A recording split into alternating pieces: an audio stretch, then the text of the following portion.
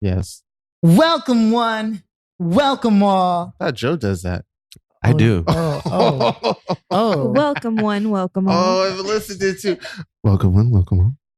Yay. Okay, so are we recording? Philly's been recording for the last 20 minutes. Oh, wow. Welcome one, welcome all to episode 27 of the None of Our Business podcast. We are your gracious hosts, Philly, Philly fanatic, philanthropy, philosophy, sane, silent temple.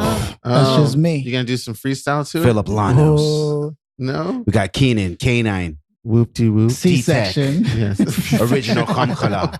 Come color. Original come color. Damn. Yeah, you remember that? My AIM pass name from like 99. The original Kamkala. And we can't forget a very special guest The today. one and only. And I'm Joe. Dun, dun, dun. Oh, Yeah, oh, yeah. yeah. We just Joe. skip over. It's just Joe. Jesus No big deal. We Christ. just skipped over and we started before No him. respect. No respect. That gets no respect. No. Today we got a very special, very, very special guest. The magnificent, the monumentous, the I can't do a drum roll, so. okay. The one. That's motorboating. Were you motorboating? Can you That's not- finish? Can you finish your introduction here, Oh, Cianan? I mean, okay, how are you okay. just going to start it and just Well, let because it? you guys were doing the motorboats. I let you, or should I do it over the motorboat? God damn Okay. it! Yeah, You're do it over supposed the to. motorboat. Okay. Ready? All right, go. The most magnificent, monumentous, excellent, talented, hailing from Baker's, hailing from Bakersfield, California, is the one, the only. Man, I should have introduced her. God damn it! Can we just edit this out? Now he's and kind of just like, start over? I'm just making and shit then up. she's just like a I feel dumbass. very disrespected right now. I would appreciate it Wow. if you just cut that whole thing off and just started over. You can Phillip, kiss please. my black ass, man. Come on, I'm trying to get things going. You know, what? Fuck all of you. Hey, she just said you're less than a man. I know. That's why I said. We're just gonna have to Suck deal his with balls. it. You know, No. just gonna have to deal with it You and can keep deal with pushing. these nuts. So if you in your can't mouth. already tell, in the room is the shit talkingest of the shit talkers, Melissa Castellanos. Hello, everyone. It's Wait, a no. great honor to be You here. didn't finish. What? Lady Luck, Lady Oh. Luck. Miss Blue. Miss Blue.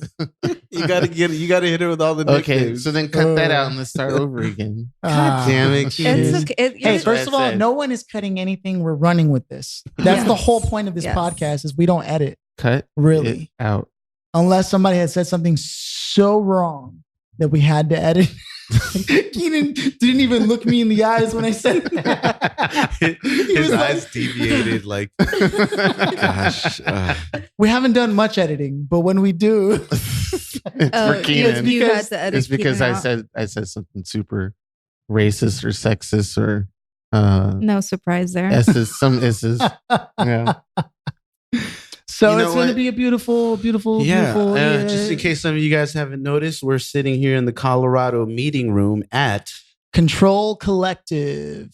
It is a co-working space of co-workingness, and it's definitely awesome that we get to use this space. Philly. Just decided to call an audible last night out of nowhere and said, "Hey you made an guys." executive and Joe did decision, not and like I it. respect that. Joe wants a No, democratic. it's not that I vote. didn't like it. No, I was just like, yo, I know that there's certain parameters around these things. Like, do we have to book time? How much time can we book? Shit like that, you know?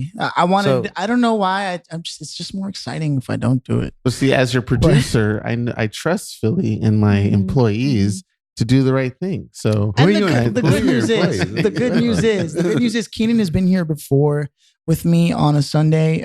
We did it when you were actually missing in action. boom. But we did it inside of a booth, but there was hardly any people here, right? Yeah, it was Like, like for the the most most fun part. we've ever had on this podcast. Oh, yeah. Like, we never had any more fun prior to that. Mhm. Oh, you're such a jokester.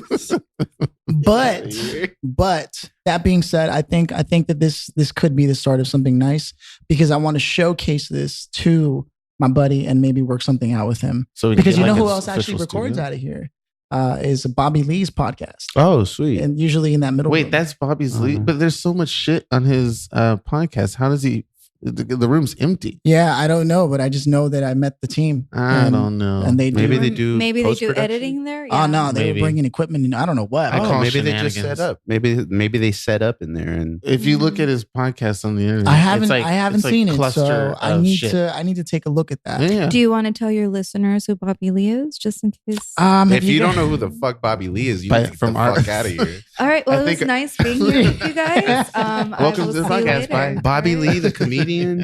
You know, I cannot Mad put TV? names. Okay, yes, now I know. Jeez. Do you I'm remember the not really Korean good soap with operas? putting- Yeah, the Korean. do you remember Remember the? Those were my shit. The Korean soap operas. No, I remember he You don't does Miss remember Matt Swan. TV had like this Something thing like with the Korean soap operas? What? Yeah. So hue means why. Why in Korean, but then you'd see like a subtitle the size of You don't remember? like that? this, I a big know. stack of just like I don't know, like think of it like a stack of 6 books, but all they said was one word, but that was the whole subtitle. And then when you actually listen to what they're saying, Yeah. whenever they do talk to each other, they're just like ordering food at a restaurant, but it's all dramatic and shit. It looks like there's like some kind Is of a Mad TV skit? yeah, Oh, okay. yeah. Is Mad definitely. TV still on? No. No. Isn't You that know a they're shame? bringing back all that. Or is all that? What? is All that already came back, out. yeah. Yeah. No, Yeah, the yeah. whole cast. No. I think Kel is in it. I thought they were You wanna producing- see my like, Keenan and secret Kel, place? because, I don't think that Keenan is in it. I thought 'Cause Keenan was being executive producer or he's something. he's in Saturday Night Live. He fucking runs. Dude. Oh, Saturday he Night probably Live, just dude. like. I think he's the longest running. He's one of the member. longest running members. Longest running Yeah, member. actually. Yeah. How we know that? You know, just I don't know, we just know friendship. friendship. Hey, See, we're so far away. I can't even Whoa. touch you. or can you? You can With play my footsie. dick. You touch my heart, my guy. Oh, jeez. touched Okay, my Ooh. heart. you're talking about your heart. Get your head out of the gutter, Keenan. What the- I You know can't what's have- funny is sometimes I just get like the feeling like that I should hit like the big boy in the morning sound effects when we're talking. You know, the like all that. Oh, come on, y'all. And then everybody's like always has like the catchphrase they all say at the same time. Yeah, big boy in the morning. Do you remember that shit? Maybe. Well, I see. But you listen to the podcast. I mean, like, Yes. what so far of the span of listening, do Mhm. you feel like we should be adding more, taking back away from some, getting rid of some of the Well, members it was on the at podcast? some point you had like something. We some did. kind of Yeah, we soundboard did. that For was one fun. episode, we did like a soundboard. And that was Yeah. funny. I That have was it. fun. I have the tablet. I don't know why I haven't brought it back. I think the app that I was using, it was like one of those ones you don't pay for. I could totally pay. But We that. should you know just what I totally pay also for one, yeah. noticed Yeah. in that time that you were using that, it kind of took you away from Oh, the being conversation. involved and Uh-huh. engaged Oh. because you're focused on what's next. What should I press now? That you're not really focused on the conversation. Right. I think it So- would work a lot better if everybody had access to the same app and was connected in the same way. But then we would all be distracted trying to figure Yeah. stuff out. You'd Not be, like, necessarily. No, looking see, for but the- we just got to figure it out before we even start. Right. Not troubleshoot while we're doing. See, like we're doing right now. Like we're talking about it. troubleshooting. We're totally troubleshooting. But also speaking on that, just Okay. one last check. While we're He's here, walking away it's on the fine. podcast. What the fuck? Who cares?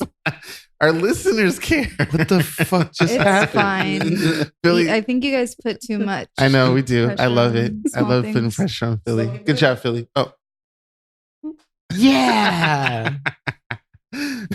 So anyway, well, once again, welcome everybody. Episode 27. Melissa's here. 27. We're about Yeah. 10 minutes in, and we How haven't many talked about hours shit is yet. that of podcasting? Ooh, must It's be like at least 2 hours. Yeah, like 50 hours at Damn. least. We've done at least 50 hours. Like you guys are of potting. so full of yourself to think that you're going to fill up 2 hours of talking like you're that great. but we do. Isn't that crazy? We do though. you Sometimes we dumbass. can go to like 2:30. Imagine like I'm going to do a podcast and I'm going to speak for 2 hours because and people are gonna everyone listen. wants to hear what I have to say. Yeah, my 2 cents. Hey man, people are listening. That's That's true. the beautiful thing. Well, man. you listen. Who I brought you? listen. So did Joe like force you? Um, Did he threaten you? How did he make you did, listen? Kind of. Okay. It was. I'm kidding.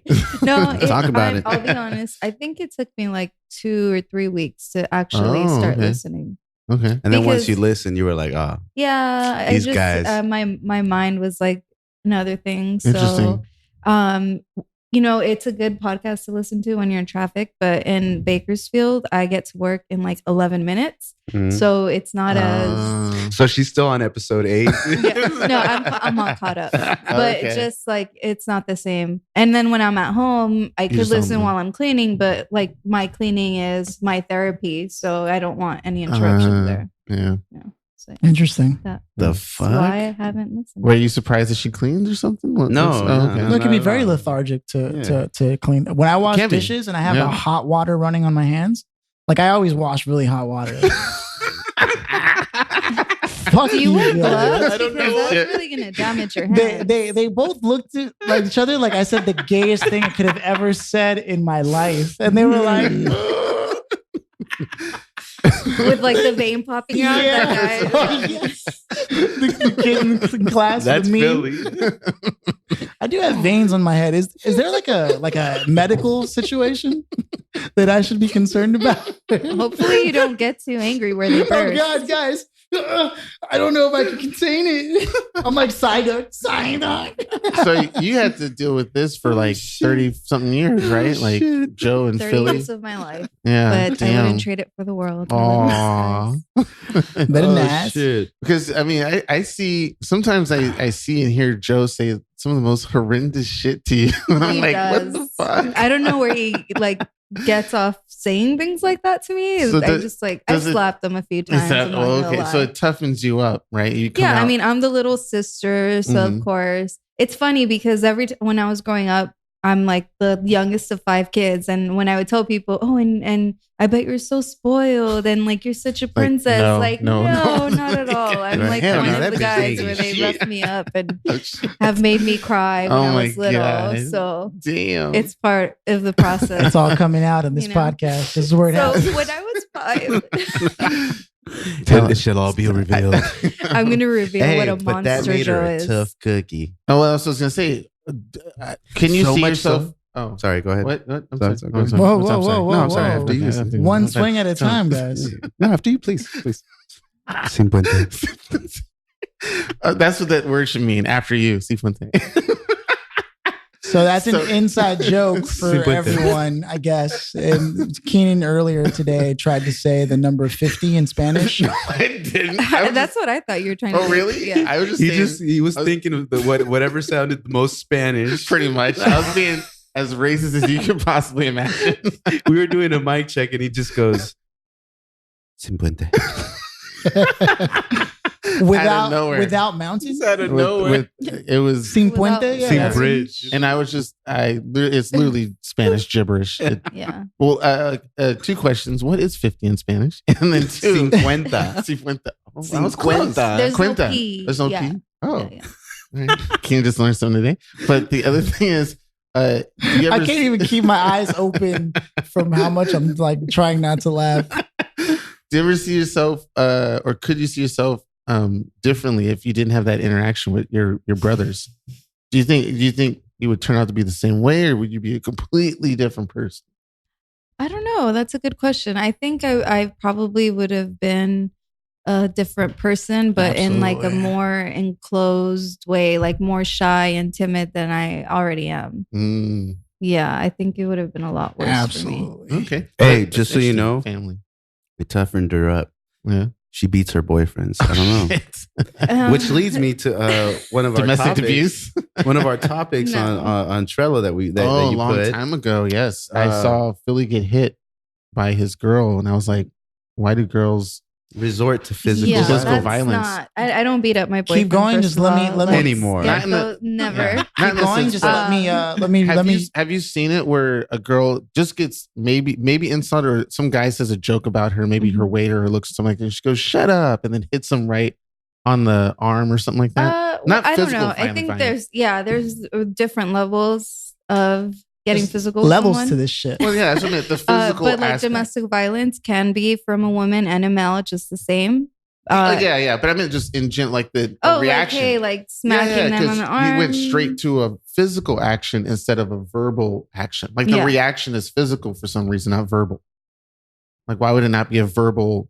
Because you're good at verbally coming back towards, but most of the time that I've seen or experienced, the female goes to something physical as a reaction rather than something verbal. Well, physical And you mentioned that she hits him in like Well, it's the usually testicles or something. Well, I mean, Little nut check. Like when Little women tap, think tap. that they don't have heavy hands and they're like, shut up. And then you do like, something like that.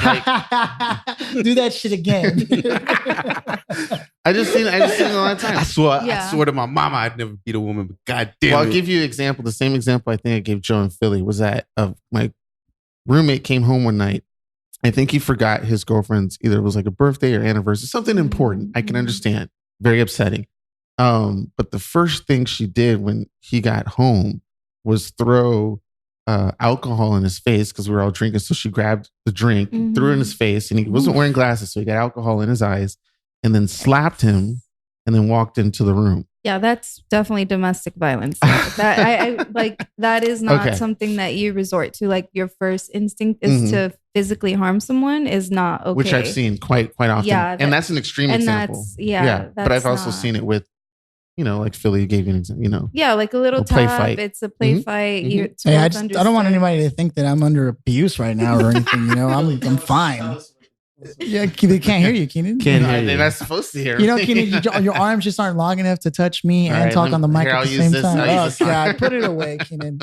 Put it away, goddamn. We know it's not Well, gonna have you reach. done that? Have you noticed you would physically physically react instead of a verbal react? I don't think I have physically reacted. I mean, like tapping his shoulder. Yes. Yeah. I Nah, will admit Melissa's because good at I talking see Joe shit, so. is side eyeing me, and I'm very transparent. I have Okay. nothing to hide. Okay. When I was immature, I was 18. I was like 18, 19. This was like a few years ago. I was on E, and I was like totally fucked up. Oh, shit. And my boyfriend at that time, he was a terrible person. Okay. Because it was New Year's and we were supposed to be celebrating, but Nice. he went off somewhere else. Oh no. And then when he got home, like I was You went- rolling, so I was yeah. like on one, and I like was a terribly violent towards him. Okay. That my friend actually like pulled me off, and Oh, I was shit. crying. I was in tears. I was just like really upset. Was that La Brea and Venice times? Yes. Oh. You know the times. That was like I was the like, most party I ever did. We're around the same age, so I'm like, where was I at 18? Yeah, it was. Okay. And I did, Damn. Yeah. but I grew from it. Okay. Was it And 1645? I can take drugs without becoming violent now. Okay. Okay.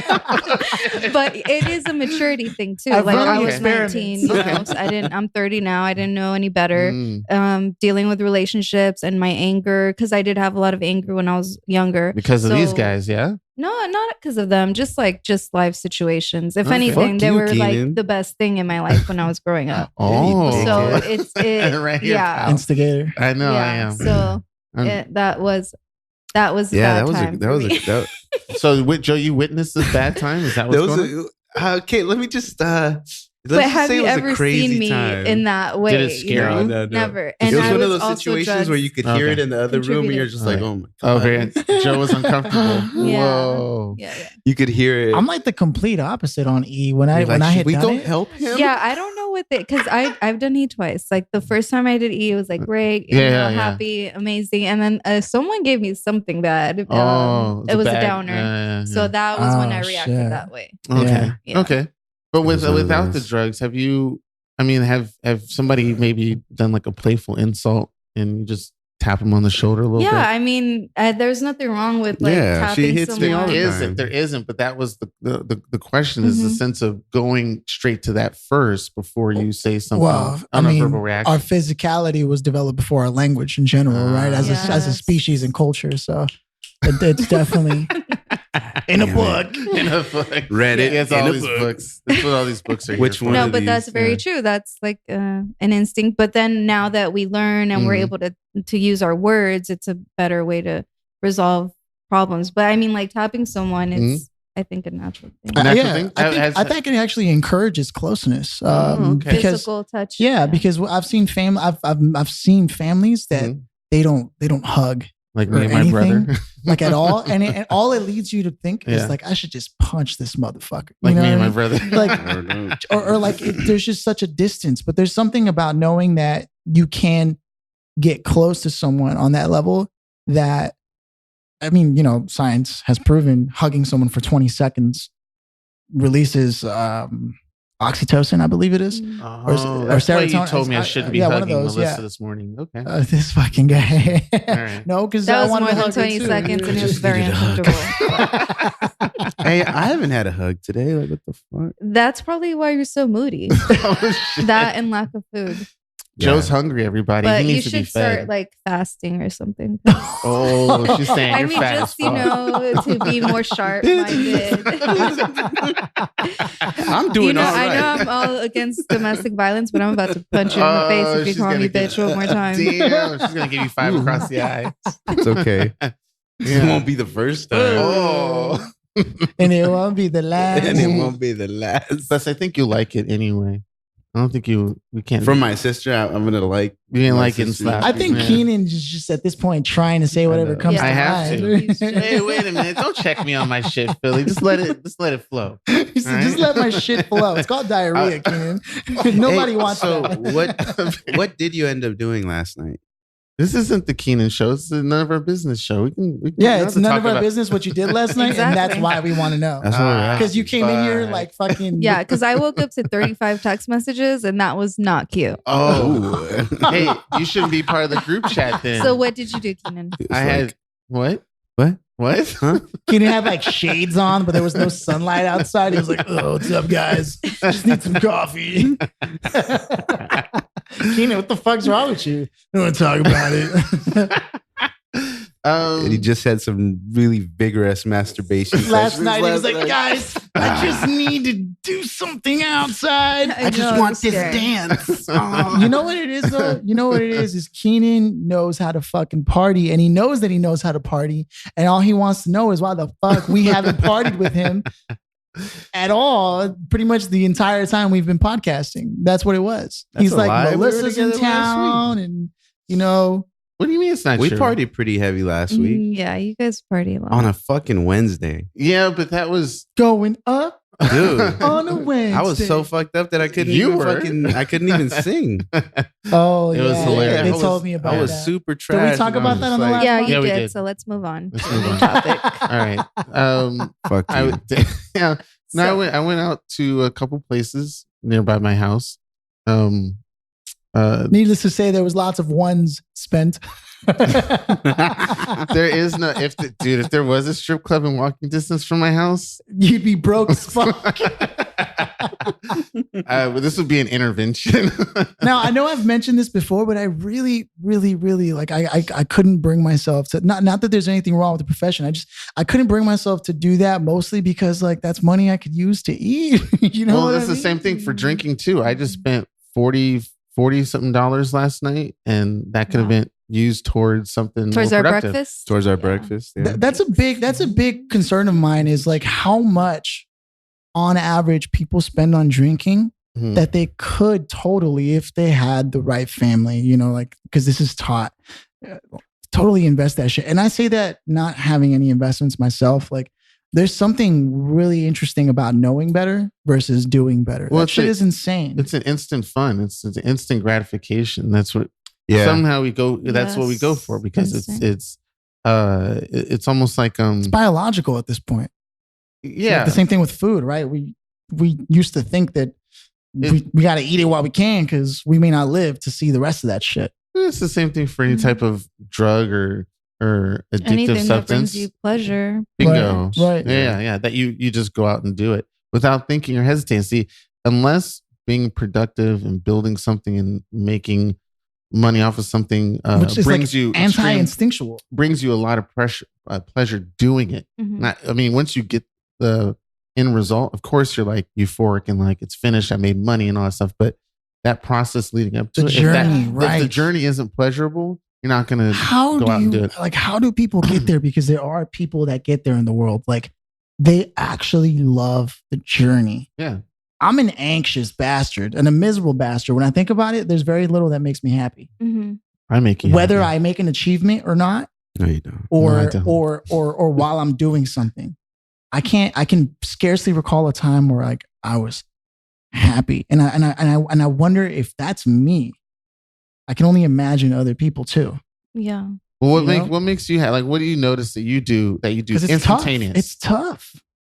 I mean, everyone's experience contributes to your happiness. It's subjective. Like the luxury of being able to invest, of setting money aside that is a luxury because some people work paycheck to paycheck where they can't save like even $20 a paycheck. Sorry.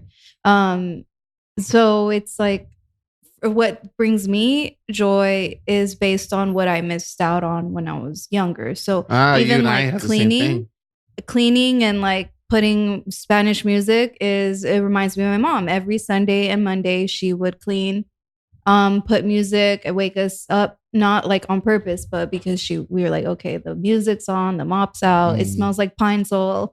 So like, and those things bring me happiness. That's a real because thing. I miss my mom. I didn't appreciate her when I was younger. So those little things now that I'm older and on my own, it brings me happiness. That or like even gardening brings me joy.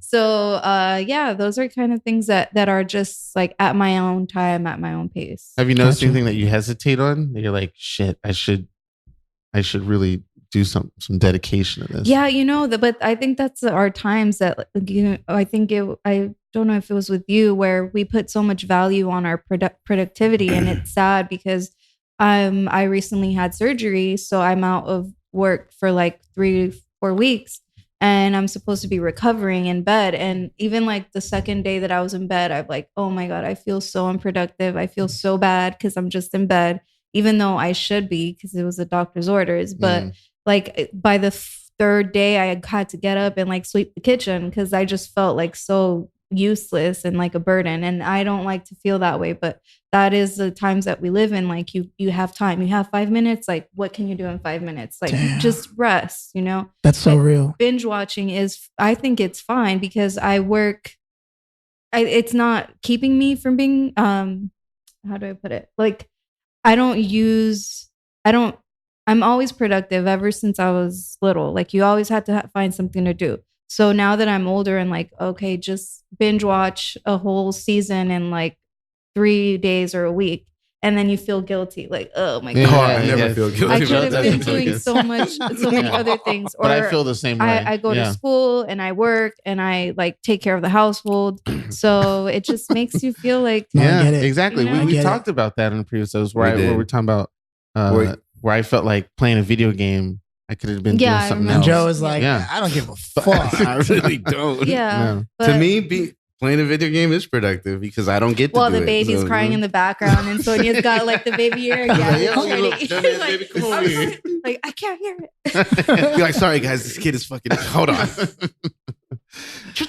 I guess I can follow what you're saying. Yeah. I can follow what you're saying about there's sort of this guilt and it usually like your value comes from your productivity, basically, like your sense of worth, right? And I have the same problem. Anytime I take a day off, or if I ever do, it's usually so. This yesterday, I got up and like at 6, and I came here to this workspace, and I was just working. And I looked up, and it was like 6 a.m. 6 p.m. Yeah, and 6 p.m. I got up at 6. Yeah, I came here like within. So the sun was still rising. It was like 6:30, 6:45. I was here. I was working, and I looked up later, and all of a sudden it was 6 p.m. And I'm thinking to myself, like, I do this, and I usually stay till midnight here. Wow. And I jumped on. I had uninstalled Instagram from my phone, and so I put it back on because I only had it on my client. I have a client phone that I like work all their social media on. And when I look on it, everybody was at the beach, and like it was a beautiful day, and I was like, "Fuck, man!" Like I know that I'm sacrificing things for what I'm trying to build, but also, am I just a miserable bastard who like has to just do this all the time? Like, and if it's just, I know it's not just me. I know there are other people out there. That's why I'm bringing this out. Like, happiness, I think, is so important. Like, we get to look forward to this podcast. Yeah. Yes. So that adds to the. Some of us travel far and wide just to experience a little bit of the podcast. Oh, God. Get it in our veins. But I think it's different for you though, Phillip, because you're a freelancer. So your money comes based on how much you work, and that is a good work ethic to have. That's good dedication to have that a lot more people should have.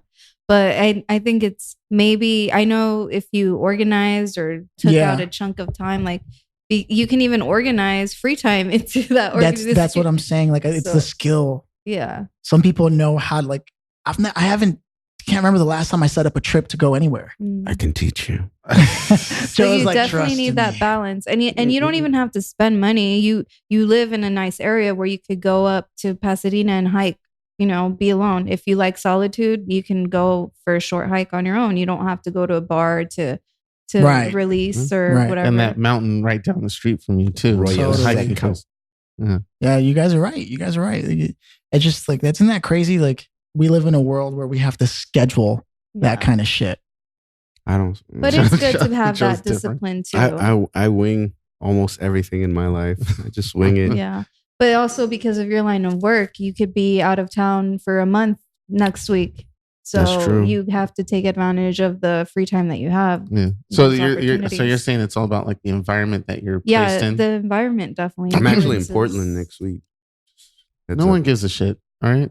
No one. But I'll be back for the pod. I'm flying. Is Oregon? Was it Oregon? Is that the state that made everything? No, that's Colorado. Did I tell you I get into a fight in Oregon? Portland, Oregon. You got into a fist fight? I got close to one because they wouldn't let me pump my own gas. I tried to pump my own gas up there because you can't. It's not illegal. It's like self-serve. It's not self-serve. It's self-serve. This wasn't recent. It was a long time ago. I was young and full of anger, shipper and Well, New York has pump stations that they have to serve you. Really? Yeah. New York City or the state of New York? New York City that I know of. I haven't been in the entire state of New York, but New York City does. Okay. And New Jersey too. And so if you try to go and pump your gas, somebody will come out like, hey, what are you doing? Yeah. Yeah, that kind of happened to me. And I was like, what do you mean when I'm done? Pump my gas. And the guy was like, no. And he was starting to yell at me. And then I was getting a little flustered myself. And I was about to approach the dude. Oh, shit. But my buddies in the car were pointing and telling me, hey, the sign says, full service. And then I think the person next to me on the other side was like telling me not to. I want full service. Just be able to pull up, be like, yo. Yeah. Mexico has fill that her up, too. buddy. Oh, yeah? Mm-hmm. Fill her They're up. supposed to check your car and all that stuff too. If it's a full service. Yeah, like clean your windows. Yeah, they didn't do that. They just pumped my gas. I miss those days when we just had people to serve us. You mean the 50s? Oh, yeah, that's it. Those are the days. Or you want to go back further? I mean, fuck you, Joe. Hey, I'd be right in there with you, buddy. Will you? Okay, I'm kind of curious. Okay, this is a legit question. Mm-hmm. I know it may be sounding super, super ignorant, but during slavery, like what was the general conception and populace of what the Hispanic community was doing during those years? Do you guys know? I don't think it was Hispanic yet. I think it was very native. And it was because the conquistadors came before the Wild West. That's but true. Also the difference too, I believe, was that a lot of this shit was happening in the South. Yeah, it was more east south. Like in the West, it was still the Wild West technically, and we just lived like savages. Oh, shit. Not all of no. I don't sacrificing virgins. No, that's not what I mean. That's not what I mean. But we lived. It was the Wild West. Yeah. Like, not savages like we were fucking savages. Like savage in the way that we use it today. Like savage. Like we lived differently. We lived off of the earth. Yeah, off of the earth. We didn't have to like kill ourselves to pay the rent. So there was no farming and the harvesting. The earth wasn't property to anybody. Yeah, exactly.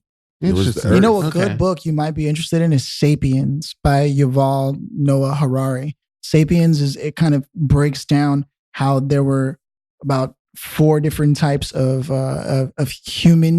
humanoids, mm-hmm. and some of us couldn't interbreed because if one of us did, whatever spawn was born could not create an offspring, and so they ended up dying out. It was super interesting. I'm also very familiar that concept in the sense that a lot of the other types of humanoids actually killed other humanoids too. Savagely. Like, like really murderous. Like it's crazy because we talk about racism and stuff like that today, but back then, if you didn't look like the same tribe that you're from, and we're talking like caveman type stuff. Yeah. They just bat you on the top of the head. Yeah. And then it was very instinctual. Yeah. We're for survival. We're descendants of the ones that had the most communication ability. Mm-hmm.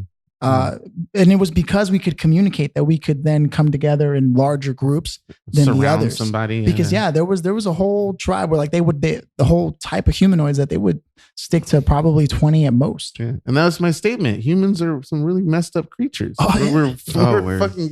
We're fucked. And that's why people with the gift of the gab are the ones that get ahead. Yeah. It's just always been that way.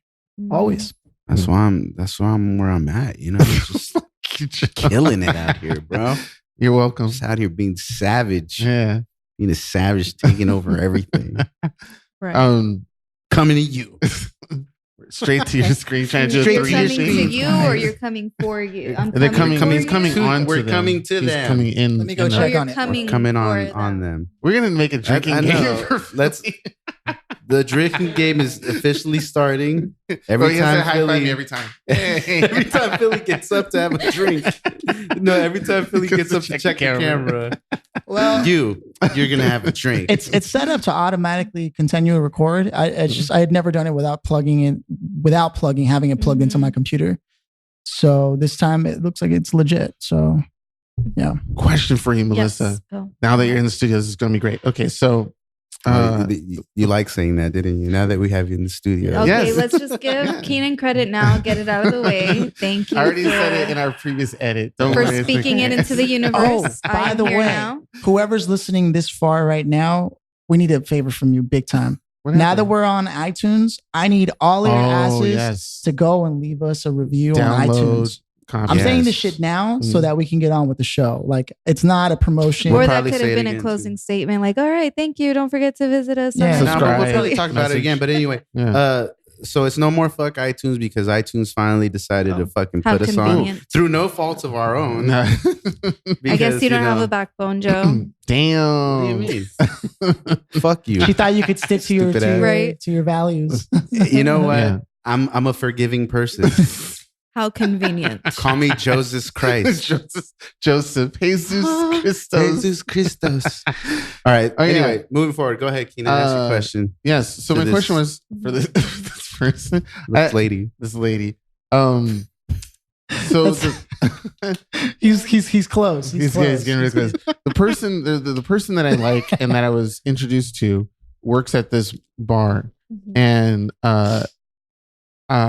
she invited me because she works at the bar, so she invited me. Oh, you're getting a woman's opinion on something. Yeah. I love it. I mean, and so she invited me to go meet her up at the bar either yesterday or today. Okay.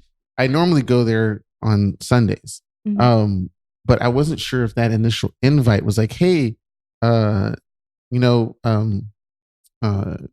was like, I'm trying to remember the exact words. She said you wanted to hang out, or she mentioned something about, I work at the bar, so come through if you're ever around the area.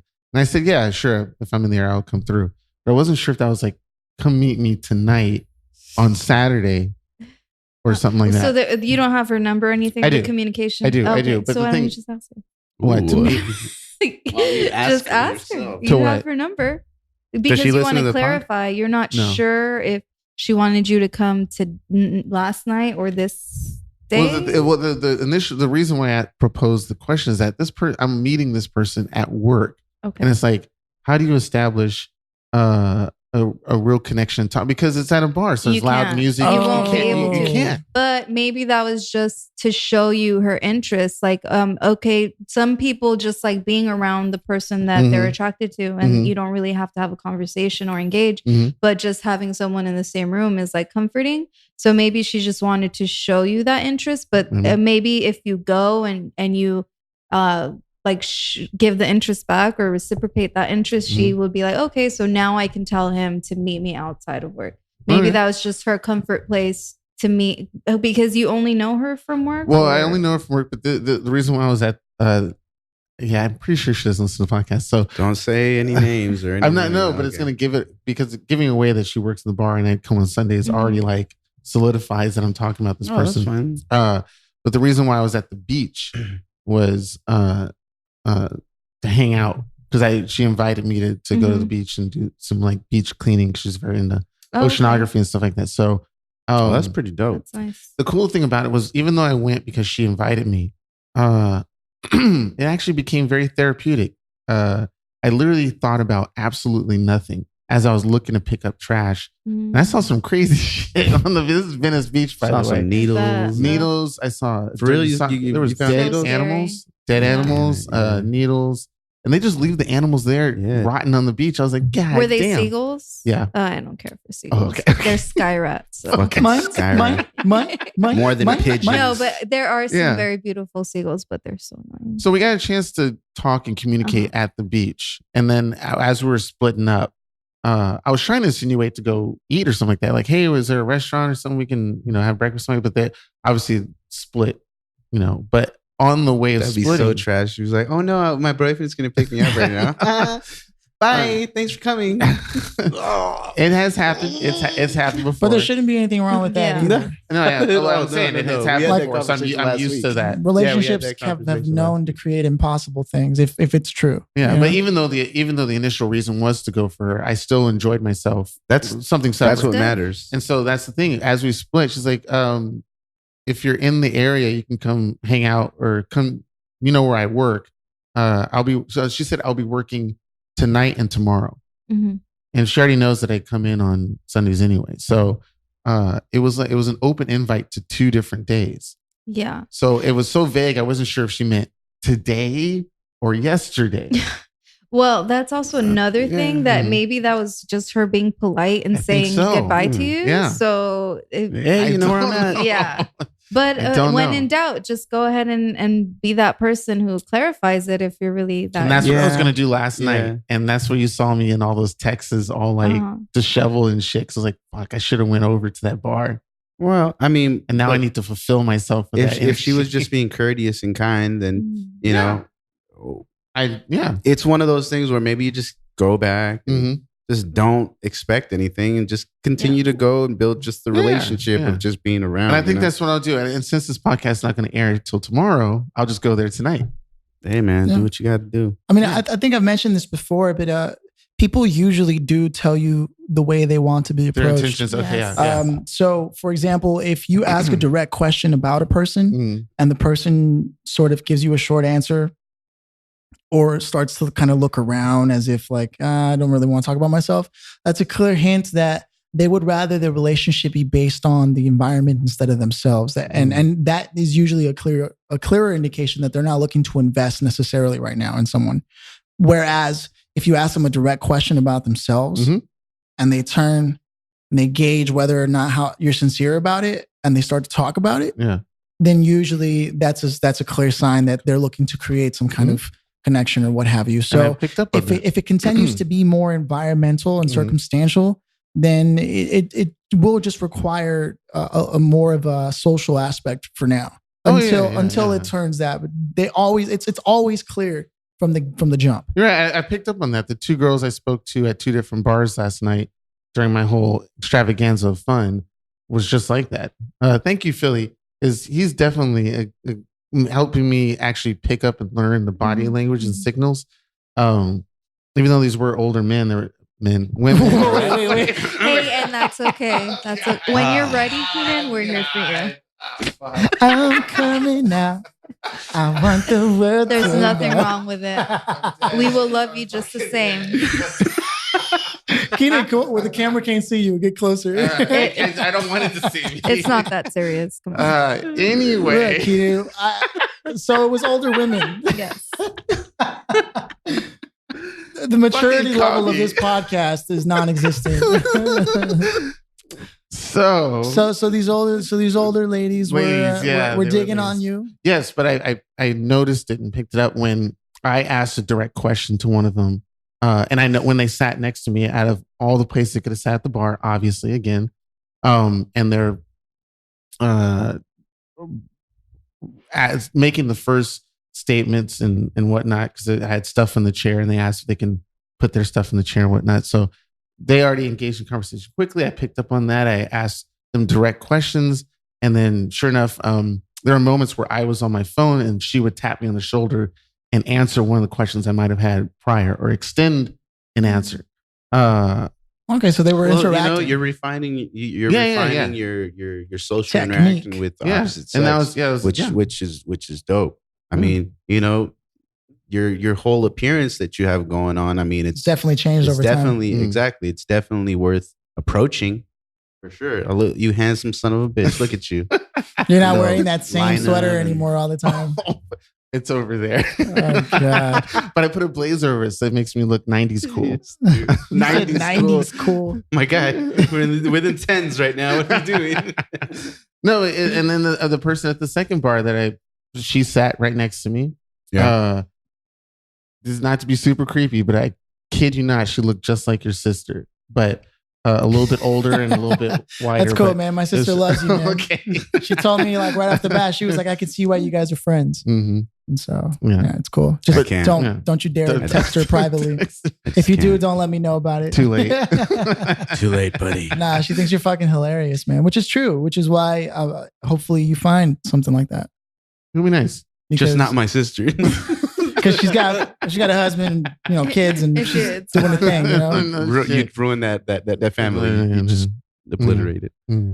So anyway, Mel, how was the beach? Oh, your question. Whoa! You're Everybody just calm the fuck down. Calm the fuck down. Mel, do you have anything you want to talk about in particular? Because fuck Joe. I'm interested to hear what Joe has to say. It's just Chris. Well, welcome one. Fuck you guys.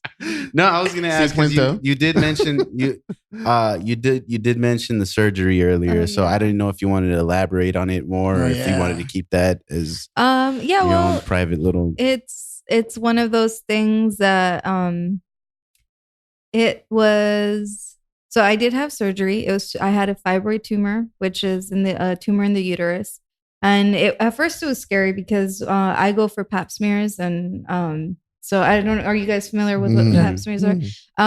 I went for a pap smear like 3 years ago and it came up abnormal. So they had to do another one where they did the biopsy, took a piece of my uterus and like tested it. Thankfully it wasn't cancerous. It was just, I guess, something faulty. But you're supposed to get pap smears like every 3 years. So I got another pap smear in March and, like instantly when women go get, checked, they do like the whole breast exam and then they do the abdominal exam where they just like press on you. And like instantly she's like, "You're not pregnant, are you?" I'm like, "No," because I had just finished my period.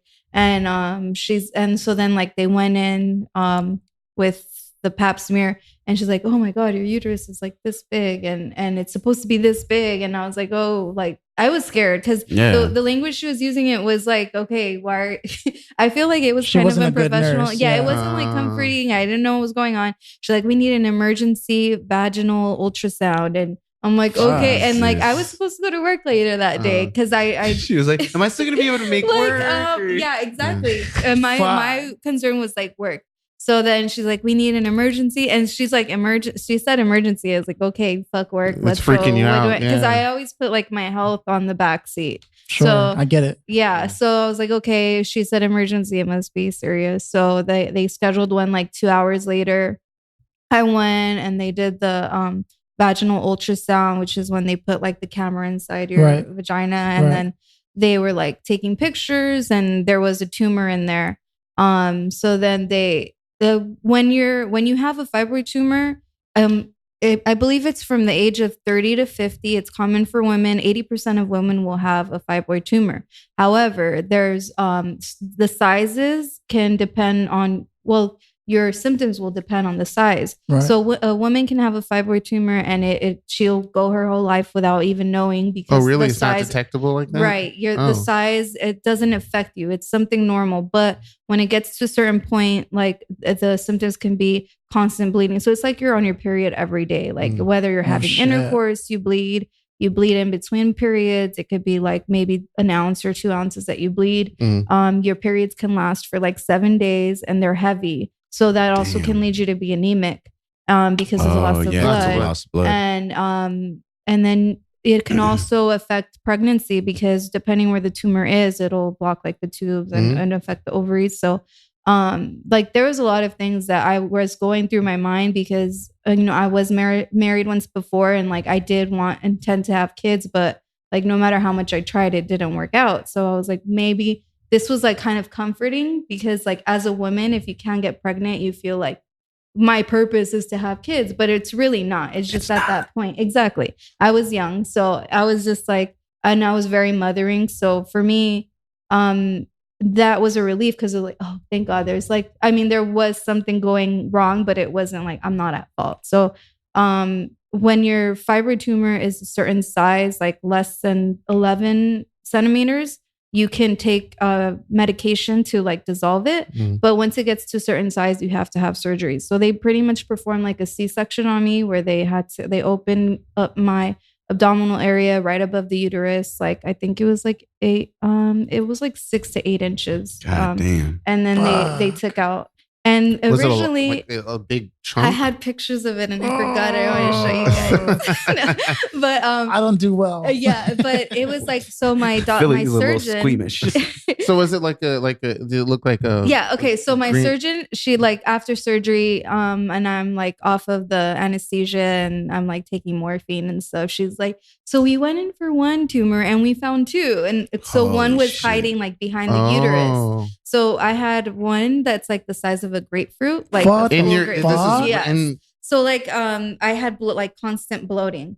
And then constant urination because it's sitting like on your bladder too. So it was like I was pregnant for all these years. And that's how they said. That's how they asked that first question. Right? If you were pregnant, yeah. So, but then behind the uterus, there was one that was like a size of like a ginger root. I don't know if you've seen. Yeah. So what does a tumor look like? Well, it's weird because it's just like a mass of like just. Is it red? Is it purple? And when she opened it, because they could have opened it, and it looked like a brain. Like it was so weird. Yeah.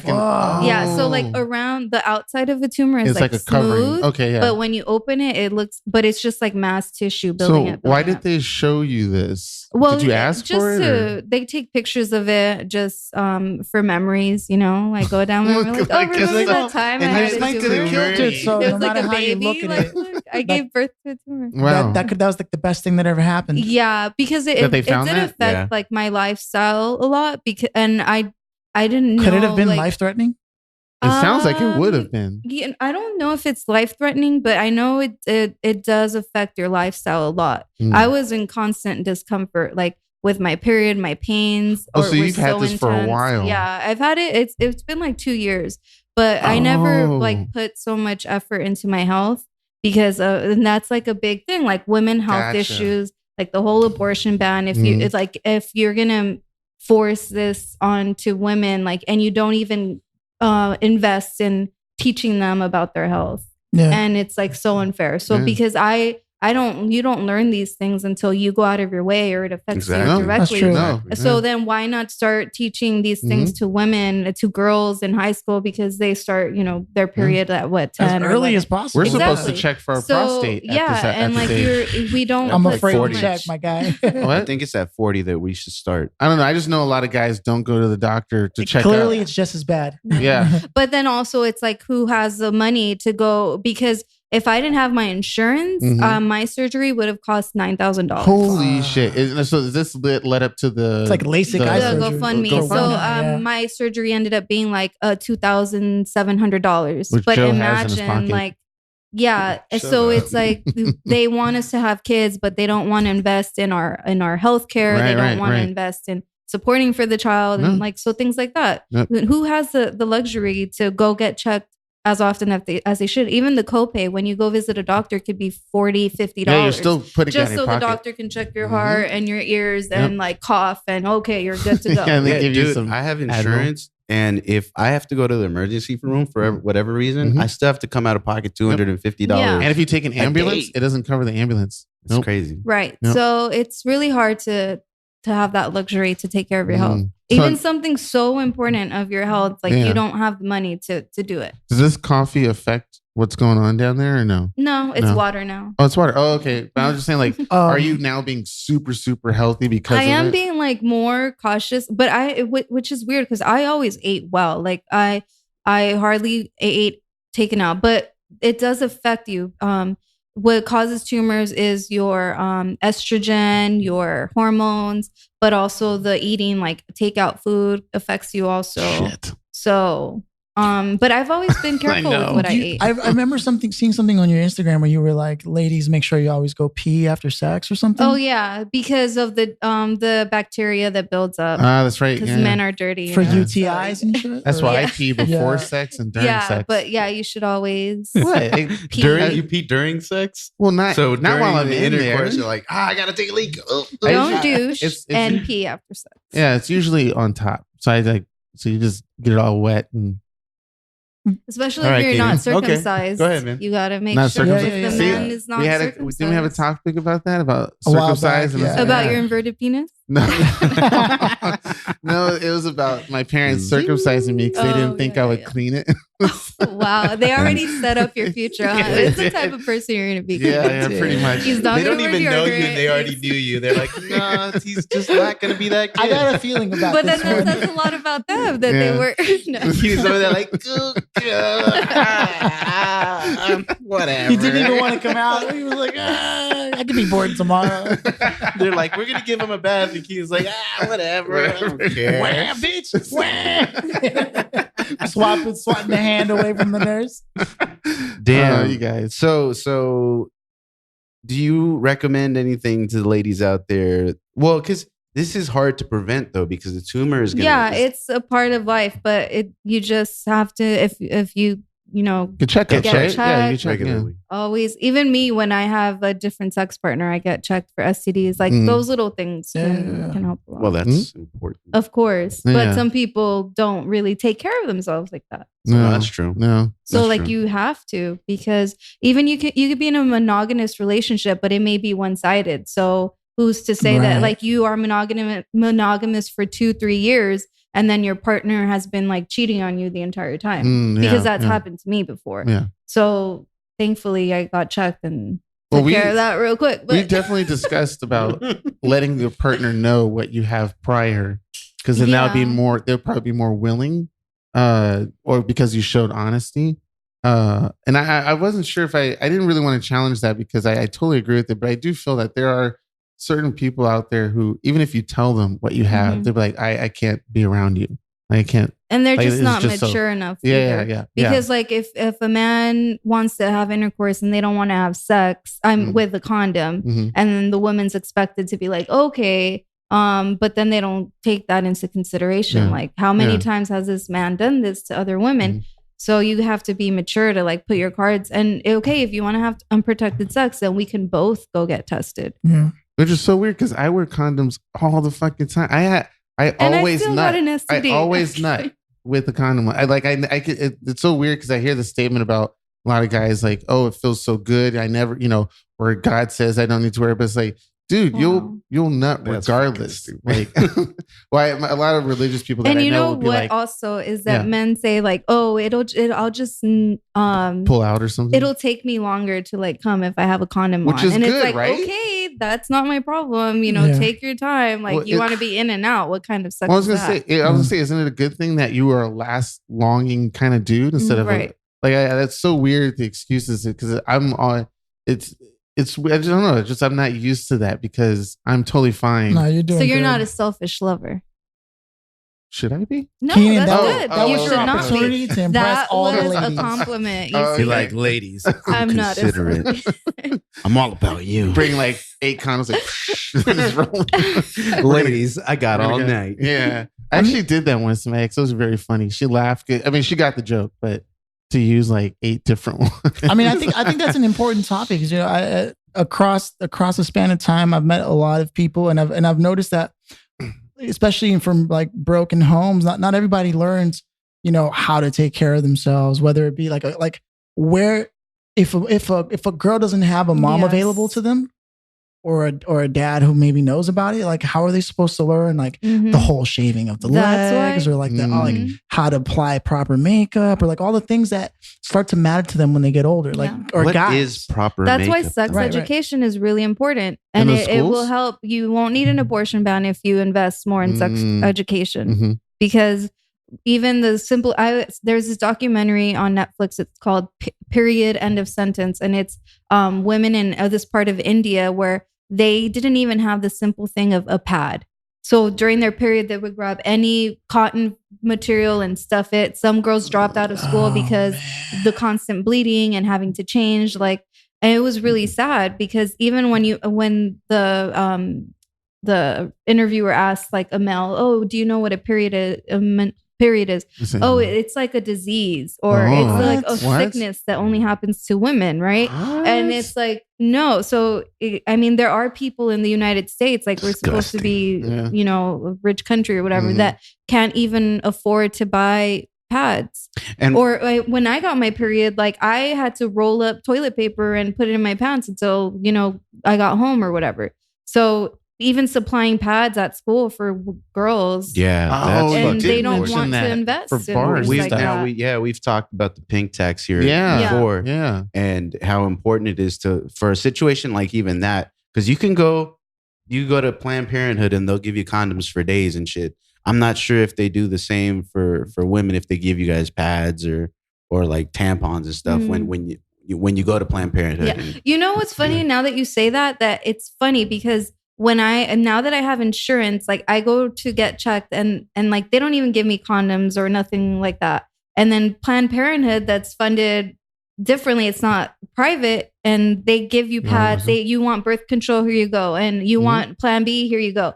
So it's like, why can't we just do that all across the board? It should just be a norm. They do that at colleges too. Colleges will have their health department will have at least at my university, they had condoms out. They had birth control out. Like you can just come by and grab one up. It's ridiculous to have to charge for those necessities. Like exactly. There's so many. Our taxes I mean, should you already can get your those. Viagra under your health insurance, exactly. but you can't get these other things that women need. And you even can get for adult health, diapers because but you can't get pads. Like what the fuck? Because birth control isn't just so I don't prevent to have a kid. It's like it prevents other things. Like it helps with cysts, like to reduce cysts, and it helps with hormones. It helps birth control with acne. Yeah, with cysts, really? Yeah, women get different different advantages from it. It's not just here's birth control so you don't have kids. It's a health like all around helps in a lot of different areas of a woman's health. Oh, yeah. Damn, Melissa, you should start your own podcast. You should. What's the name of your podcast? There's plenty of other people who know a lot more than you never know. You can talk for 2 hours and people can listen to But do they have the same willingness to educate others, even if they know better? Yeah. Do they have the same willingness to educate, and can they reach the same audience? Know Your Body with Melissa Castellanos. Because I used to worry that I had nothing to say, even though I read all these books. But those books aren't read. Those books aren't read by everybody. Right. And sometimes it takes someone like me to be able to share that information with people. So like the same. I mean, I'm not trying to sell you on something. I'm just saying you should totally do it. Joe has his morning cup of Joe. Yeah, which I haven't done, and that's an educational. I've just been trying to catch up myself. Yeah. And if you save the videos, I'll help you put something together like over time, whatever. I highly encourage and support your new podcast. Oh, thank you. Yeah, or it could be a vlog. It doesn't have to be a podcast. It doesn't. Video just vlog. get it or out it could there. be nothing. All right. Yeah. She's like, look, I'm just trying to live my life, guys. But it could be. But there's definitely a lot of things that I want to do. Because I used to live in LA. I'm from LA, born and raised, and then I recently moved to Bakersfield like a year ago. So it's so weird that I don't feel like any community because I'm not from there. So there's definitely things that I want to get more involved in. I'm a educator with special needs children. So children who have special needs. Sorry. Right. That's the correct wording. But like you said, there are things that I want to do that I want to contribute, but it just depends on your environment too. That you have to make sure you have the resources. Claire Coder, I think is her last name. Claire Coder. She has a company called Aunt Flo, if I'm not mistaken, and her whole mission is to install, because you've seen the machines that are available to buy tampons. Who carries fucking quarters? Right. So she's installing ones that accept credit card. Yeah, so that girls can get pads and things like that or tampons from any bathroom. Like that's part of her mission.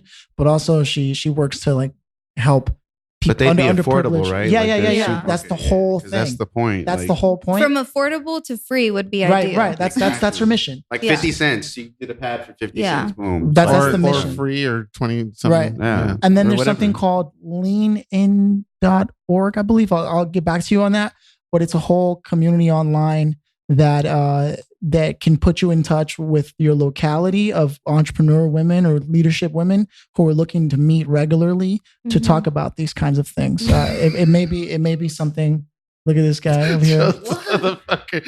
Wait, what? Joe looking like Camel Joe trying to put on some fucking chapstick, using it up in one swipe. Yeah, the Eric Spears. I'll tell you what, after seeing that, I don't ever want him around my shit. Or maybe you do, buddy. Oh. Joe was getting sloppy with it. I know, nice and looped up. But without taking attention away from, like, there's a lot of things that because I work with a lot of women entrepreneurs, like in the editing that I do, and I learn a lot about this shit. So, like, if there's ever anything, I can probably throw some shit your way that I think you could then put in the hands of people, because it's true. Like, I know a lot of women over time that I've met that have always felt insecure about the fact that they don't know certain things about what, like how to be a woman or whatever that means. You know what I mean? And I'm like, fuck. Like, as I've learned that, and I just consider myself privileged to have been able to see those moments where there was those moments of doubt and insecurity, and I was able to see them. Like, they were comfortable enough to share that with me. That shit sucks, dude. Yeah, femmes need femmes and women need like a big sister. You know how there's like a big brother program, but there's no definitely big sister program. I don't know, but it's something I should look into. But my mom was never like girly. She wasn't even affectionate until we got older. Like, we had to be affectionate. I love my mom to death, but my dad was the one that would say I love you and hugs and kisses. And because I think my mom was so like overwhelmed with the responsibility of all the kids that it kind of like bled into a lot of the things that she could have done to be motherly or like loving and nurturing. Did you get that too? But that's my experience because I'm the youngest. Like, we can come from the same mom and dad, but we don't necessarily have the same experience with our parents because of the environment and all that. But my point is that and my sister, she wasn't really with me. I was really close with my sister. But like when middle school came, she wasn't like there really. And then she lived with my dad for a little bit. So I didn't really have anyone but my sister-in-law, my brother's ex-wife, that she's the one that helped me come into my, like, as a woman womanhood, and growing into that, like wearing heels, even those stupid little things that a lot of people don't care for, which is fine. No, those are important. But, no, is that necessary? Yeah, because not everyone wants to be like girly. Like, this is the girliest I've ever been, is wearing pink. Like, I was usually a tomboy. It's not, but it's not for all the girls. So just my point is that we don't always have that luxury of someone teaching us about like our bodies and learning about periods and learning about kissing and sex and things like that. So what do you think the appropriate time is for something like that? Like junior high, for elementary? what exactly? I mentioned like sex education. Oh, sex education. Or just gender education. Like you're saying about your body, about kissing, definitely like I would say middle, like sixth grade, fifth or sixth grade, because that's kind of like the time when girls start to have. There should totally be some kind of order. Right? Like, how can we have Freemasonic orders, but we don't have sororities or something that could like that starts girls young? Here's the thing. Even when you're like, and you can have a book about women, girls, and like changing of their body. Go ahead. No, I was going to say, here's the thing. There are a lot of programs like that, but a lot of times those programs are also directed towards white women. White women. Okay. And this is not to say that there's anything wrong with it. No, because it is wrong. There definitely No. But I'm not saying that there's anything wrong with it, but I think a lot of white women fail to realize that it's not just about them. Like inclusivity. Yeah. That's the same thing for white men too, very right? limited inclusion. Yeah, well, the white people in general uphold this like elitism and the hierarchy.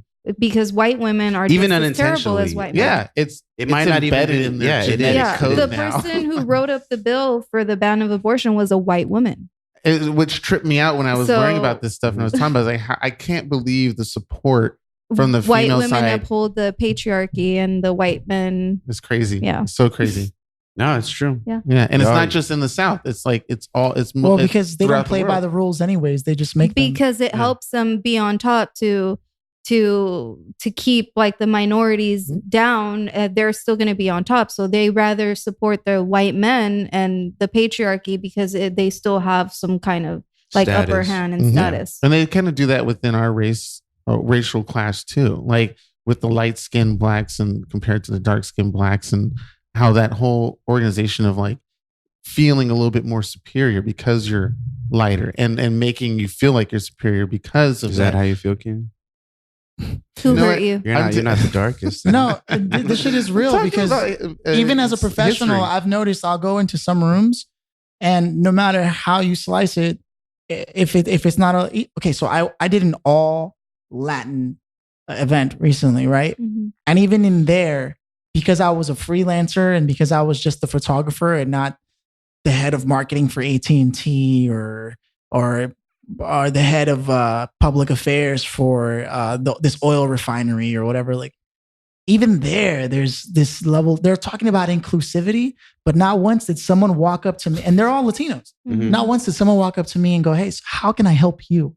Mm. From one not Latin gonna to happen. another Latin. You know what I mean? Like inclusivity, I don't even think is just in race. I think it's really a class thing at this point. Mm-hmm. I think it's while both. race I think only it's- makes I think it it's worse. both. While Yeah, race both. only makes it worse. Yeah. I think the source of the issue is in class. Right. But I mean, it depends because you as you're not, because you have like Italian, was it in you? So you're French, yeah. you French. You could be like not white passing, but you're lighter. So That's as true. opposed to someone who's like Danny's like super dark, right? Right. No offense to Danny. Shout out But to like Danny. you would probably have more like opportunity than someone who's darker. Like me, I have to be aware of what advantages I have. Like even though I'm a dark Mexican person, according to like the standards of white people, like I have a pretty face, so I have an advantage as It's opposed that to someone Castellanos gene. who had more like indigenous genes than I do. So I have to be aware of my privilege too. Right. And Right, so that's like true. you have this privilege that you're intelligent and you're handsome and you're not dark. So you have a privilege that can get you into places that That's true. compared to someone That's who is true. darker than you wouldn't have. So it is like the colorism. It's called the and- halo effect. Yeah. Yeah. Halo effect, Being yeah. pretty in general. Right. Or just decent looking enough. People just treat you better. Yeah, because Yeah. like I get that all the it's very time. common. That's like, I know you oh, probably you're do. Mexican. Like, Yeah. aren't you like something else? Like, no, my dad's from Oaxaca. My mom's from Guadalajara. Oh yeah, because your mom's from Guadalajara. Because in Guadalajara you have like Yeah. green Anytime colors. you mention Oaxacan Yeah, in so the it's blood, like, oh, people are look you- at you you're like, what? Oaxacan? Wait, like, what's Oaxacan? yeah. Where's that from? It's very in Native Mexico. American Yeah. type. It's one of the southernmost states of Mexico, Oh. and they're more native. Right. They have more native features, like Right. indigenous. Okay. Indigenous. That's what I mean. So yeah, Okay. it's annoying. Oh. See, I work in an industry that's predominantly white. Yeah. Except your but- actual company. Your company you work in is not predominantly white. It isn't, but a Where lot you of times go I'll to. be the only Latino Yeah. in a meeting. Yeah. So, but I've been there. I've gone to a couple with think, you. Yeah, yeah, it's true. I So think- have I. It's I- weird. And I think that I've picked up on a lot of things or enough things where I almost demand my respect. Oh. Like As you should. I'm not the guy that's just gonna sit back and just be like, okay, Yeah. yes, sir, no problem, sir. No, I'm the guy that comes in like, yo, what's up, guys? Da, da, da, da, da. I'm running what's- this Yeah, shit. I'm that guy. Yeah. I'm the guy that's just Almost gonna be have in to, there. right? Yeah. Almost have to. I have Yeah. to command it. I have to demand it because if I don't, I'm gonna be the Mexican that Push sits in the back, corner yeah. That's right. desk. That's right. So I've learned just through experience alone that I have to command my presence. I have to Yes. demand You have that- to that I take get up the space. respect. Yeah, Because I they're need not to. going to give you a platform. or else unless you exactly, do. or else I'm just going to be the guy that's given, certain jobs or Damn, allotted that certain makes so much things sense. because I'm just the guy in the corner and there's like, Chandler and Stephanie and all these a bunch of The white guys, people yeah. that Mhm. are younger than me that have less experience, Mhm. but because they're they were funded by such and such or such and such and have this budget to do these things. No, I'm the guy that's going to sit right here in the middle and say, all right, what do you guys need from me? Yeah. Because I can offer this, and that. And then if they say, oh, it's so much so to the point where now they're like, so what do you think, Joe? Because I mean, you've been doing this for a long Mhm. time, and I'm Right. like, yeah, look, this is what you're gonna. And it's crazy because the day that it happened, where it was like they were actually asking me as opposed to telling me, Right. was the day I was like, okay, now I know You where made I'm your at. mark. Oh, Now, yeah. Okay. I almost remember the day that it happened when they were like, Mm. Joe, what do you think? And Let's I'm talk like, And about isn't it. that crazy that has to be an experience it is. that like you have to carve out. Yeah, Right. it is. It absolutely is. The equality of it all. Yeah. Like that's fucking insane. And I continue to battle that because there are times where I have an entirely new people, and they don't know. I have to let them know that I'm the fucking battle guy. that you have to. Yeah, it is, and the it's battle of shade. shade. But it's crazy. The skin And I mean, tone. shit. We're over here talking, and then we've got Keenan, what a is Black your American experience? here. Well, my voice alone gets me out of a lot of stuff. So I'm actually. if they don't see my face and they just hear me talk, I can get away with it. Yeah, like the Black Klansman. Yeah, or what does he call it? Thank you.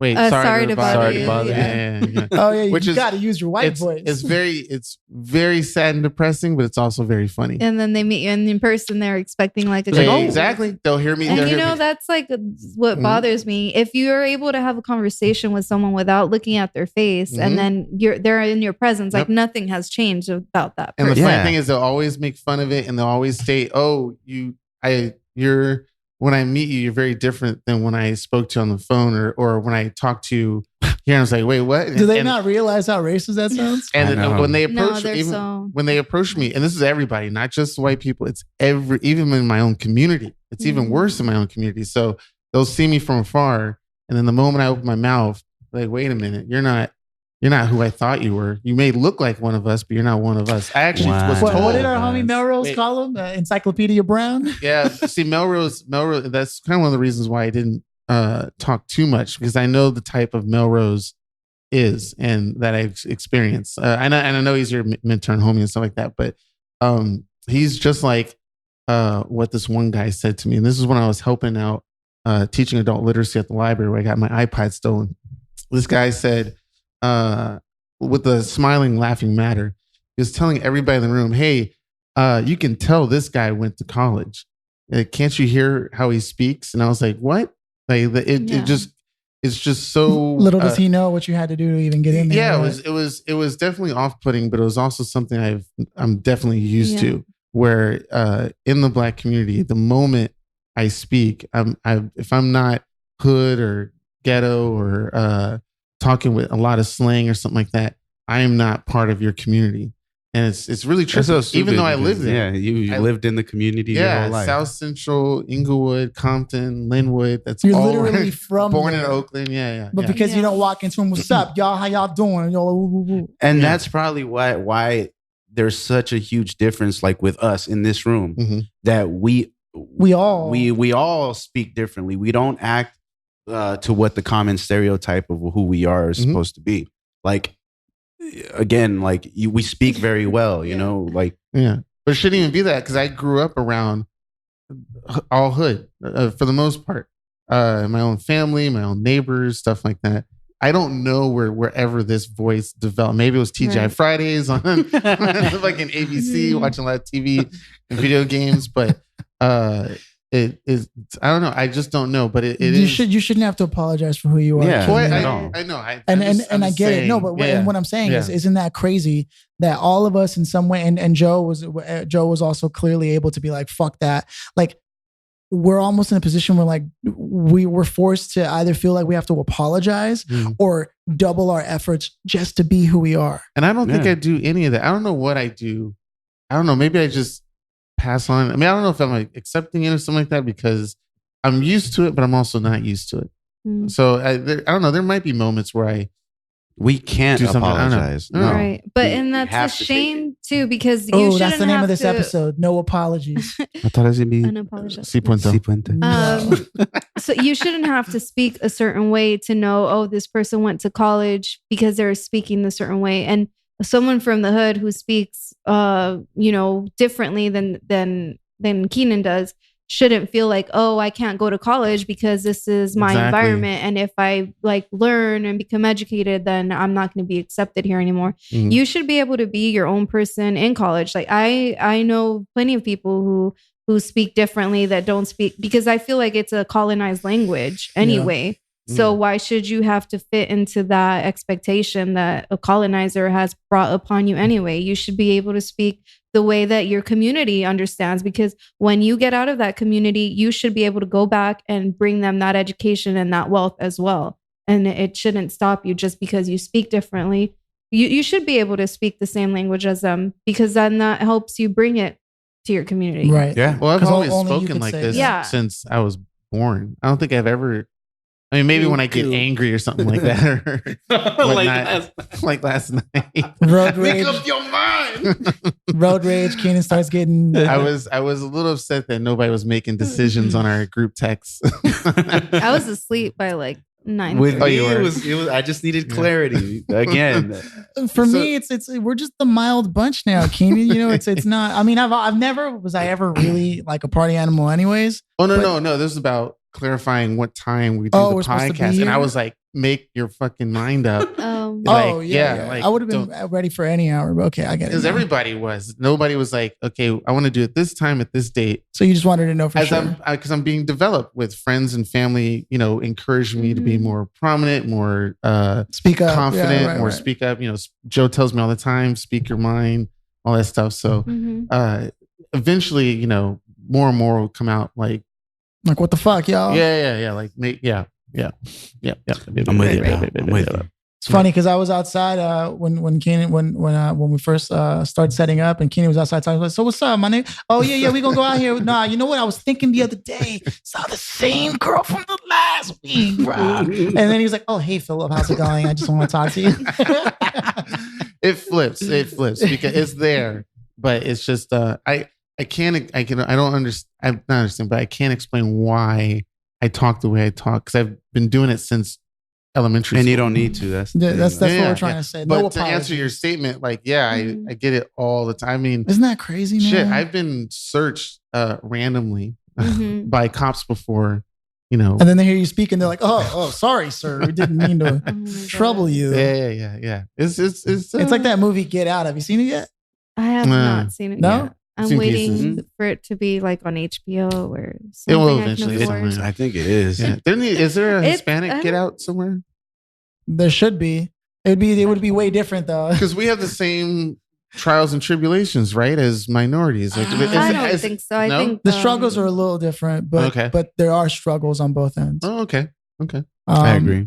In particular, especially because even within the Latin community, there are the generations that have been here for generations, and then there are the ones that are the firstborn, and their parents like came from South America. Because we don't have that. We were and then just taken from our land. Like we're the first English speaking generation that exists.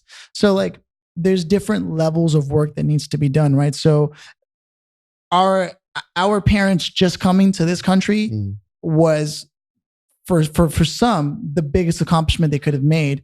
Others may have taken it a step further and learned the language and worked harder and made connections and got into business or whatever and established some kind of foundation that then the next generation or us that we could launch off, right? Because if you think about how the head start that white America has had over most others is generations of generational wealth. And I don't just mean money. I mean knowledge, social connections. There's a lot that goes into the economy of an individual's life, And so, for example, us here as a clan, Castellanos, a lot of what's going to be set forward in the future is actually dependent on us. Not that there's any pressure, but we are the ones that will establish that. And whether it's a strong family tie, right? Sky is the limit. And so a very similar struggle has happened with Black America, where a lot of whatever was established from wherever, whatever wealth was there, you guys were taken, brought here, et cetera, whatever. And I'm not going to claim to be some kind of expert, but there's a lot of, a lot of litigation that allowed for that to happen, where you were subjugated to such a second class level that they again continue so much was lost. Yeah, I think Black people have suffered a lot more than for a lot longer. And they can't even go back to their own country without being like, what is it South Africa that has now been like colonized by white people, where they're trying to kick out the it's just like so sad. I don't know where I came from. Exactly. And some Black people don't even know where they are, because it's not even that. It's like Haitians, it's and even Black people in Mexico that are Afro Latino that don't get recognized. It's just like, if you're some kind of black, then you're just not. Let's you not even suffer. get into racism in Mexico. Yeah. Because so Exactly, is it that's why- worse or is it more extreme? Like, And Worse that's actually compared to what? that's what trips the me out racism too. in America. in I America. feel Because like I think that's where Joe was it's- going, right? It's probably worse. Worse because we have like laws here that protect people. Oh yeah. more than they would. In I heard the caravan over like right now is in Mexico City, and they're being treated pretty horribly. Something like that. Are they in Mexico City or Tijuana? I'm not sure. Oh, Tijuana. Yeah, Tijuana. Tijuana. Yeah. I was hearing a story about that, about the extreme prejudice against. And where the Yeah, I don't caravans coming understand from? What country? Latinos who are prejudiced against from black Central people. American That really countries, makes zero sense to me. Guatemala, Nicaragua, and Like, So they left their home because they're getting shot at or blown up or to like, live what's- better lives. Yeah, there's Some a them lot of wanna live better violence lives. in A lot of violence? Central Okay. America. Okay. There's that the actually US, Venezuela. sponsored. Venezuela Oh, is okay, like okay. having. I don't know if it's Is there still a war? continuing, but there was. In There's like an Venezuela, there's insurgency. still There's a surge. yeah. Okay. There's an insurgency going on. So I would think like so it's so wild to me to know that your home is so terrible that you have to leave everything, walk towards some other place, and then hopefully get accepted in to start all over again. I mean, or you could Shit's just do what white America has always done. And I don't mean white people. I mean white America, Mhm. which is we just came and colonized the people. I mean colonization. So crazy how they Colonization, Destiny. yeah, it's just it was like- meant to be. Yeah, like- manifest destiny, right? Oh my Yeah. god, that's so I mean, trippy. the complete eradication of all Native American. I mean, if you haven't seen John Leguizamo's Latin Oh, History for Leguizamo. Morons, that Yeah, I shit was saw it eye in opening. person. Yeah. So it was Yeah. Same thing with now in the communities, the Starbucks, the home foods and stuff like that. You just to be able to come in and boop, I'm gonna do it. Oops, sorry, I'm gonna do it. And then, Take it easy, Keenan. There's no need for you to get loud and aggressive here. It's disgusting Black because man. Microaggressive behavior. yeah. But I'm just it's crazy. So I mean, is there a possibility in that realm of this universe for the migrants who came from their country to just pick up some sort of weapon or something like that and fight back, or is that not a thing? I mean, there is in any For place this but it country? just No, I'm takes- just saying, like, where the caravan, the people that come from the caravan, like if like Like there's if they came through and they're like, "What's up? We're taking over." well, yeah, like if It's there not. was, It wouldn't happen. it wouldn't- We've it- had that you can- conversation. Well, we did, not. we did. But we're saying Yeah. like America's so big yeah. that you'd have to have everyone working together Yeah. in different parts to actually make something like that happen. Yeah. It's impossible. So Yeah. only like too an many alien different invasion would be like that. ideologies. Yeah. An alien invasion. It's the probably. only And thing. social media is only helping to further segregate our ideologies. Could you Yeah. see yourself fight? Like if something crazy like that happened here, Mhm. would you pick up some sort of weapon or arms and be like, no, I'm not leaving Los Angeles or Bakersfield. I'm not migrating anywhere. I'm going to fight till I die or something like that. Could you see yourself doing that? I would approach that totally different. I would find out who started that shit and get to the bottom of it. I mean, that's So what you that's try what to I talk would to do. him? He would be a journalist in that time, not a warrior. There I Which is was, fine. Nigel I mean, every Thornberry. revolution needs someone reporting Yeah. it or recording it and Hey, fighting. who's gonna take you home, big dog? I'm press. That's why I'm just curious. I'm hey, curious. but I Like, got down, huh, fool? Yeah, you got down. if something like that happened, I'm thinking the only thing I would like to do is maybe go to the nearest Big Five, pick up some weapons or something like that, and then start Get a baseball bat. fighting. I just don't know what Mm. it would take for me. Like if there was some crazy alien invasion, could I see myself defending my neighborhood, myself, I don't know. I don't think know. you would defend your neighborhood. You'd probably be This in is my survival house. mode. Yeah, like, yeah, what yeah. can I do to make sure that I stay alive? Right. Do you think Not we'll what kill can I each do other? to make That'd sure my be the neighbors. most important thing. Yeah. There's Yeah. a crazy book called Left of Bang. It's written by research that was done for the Marines, where they actually clocked in at what level of heart rate you suddenly black out. Oh.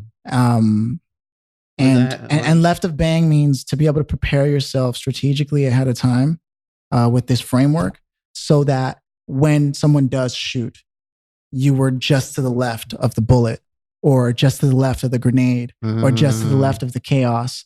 And it's like a mental training program that gets you to understand that after a certain level, you're no longer useful to anyone, especially not even yourself. Interesting. A special level of heart rate or whatever. And if you think about it, Americans in particular are over caffeinated in a big way. You're here. So, Candy, so if you yeah. think Coffee. about it, even though it makes us feel like we may be operating better. What it could be is it's just our fix and maybe a slower, lower heart rate and a calmer mind and a healthier body would be important. But I'm not about to give up my fucking coffee, guys. So hey man, just gotta we're gonna fight for that. Good old we're gonna cocaine. fight for coffee. Well, my last question on that statement, I was just curious because I was thinking about this a lot in the sense of, say, for instance, like more than half of the population was in that caravan. What would happen to the country that was already there? You now have half less people. How would you get things going or start? What if everybody left? Would there still be people there? Can you run a country like that? Yeah, I don't think you could lose a country. No, I don't think enough people have fled. Like it's just a very small portion of what the population is. Okay. Would that ever to have happened? If that were to happen, I'm sure that's because it's radical. A lot of radical changes would occur. It's just implicit, you know. So it's very crazy to think that there can be geographical or not politically geographic politically geographical impact changes like that today, this day and age. Maybe back then when people rode horses and all kinds of shit. I think the last time I remember a shift like that was there was an invasion in the Czech Republic or Czechoslovakia. There was an invasion up there. Czechoslovakia broke up into the Czech Republic and Slovakia.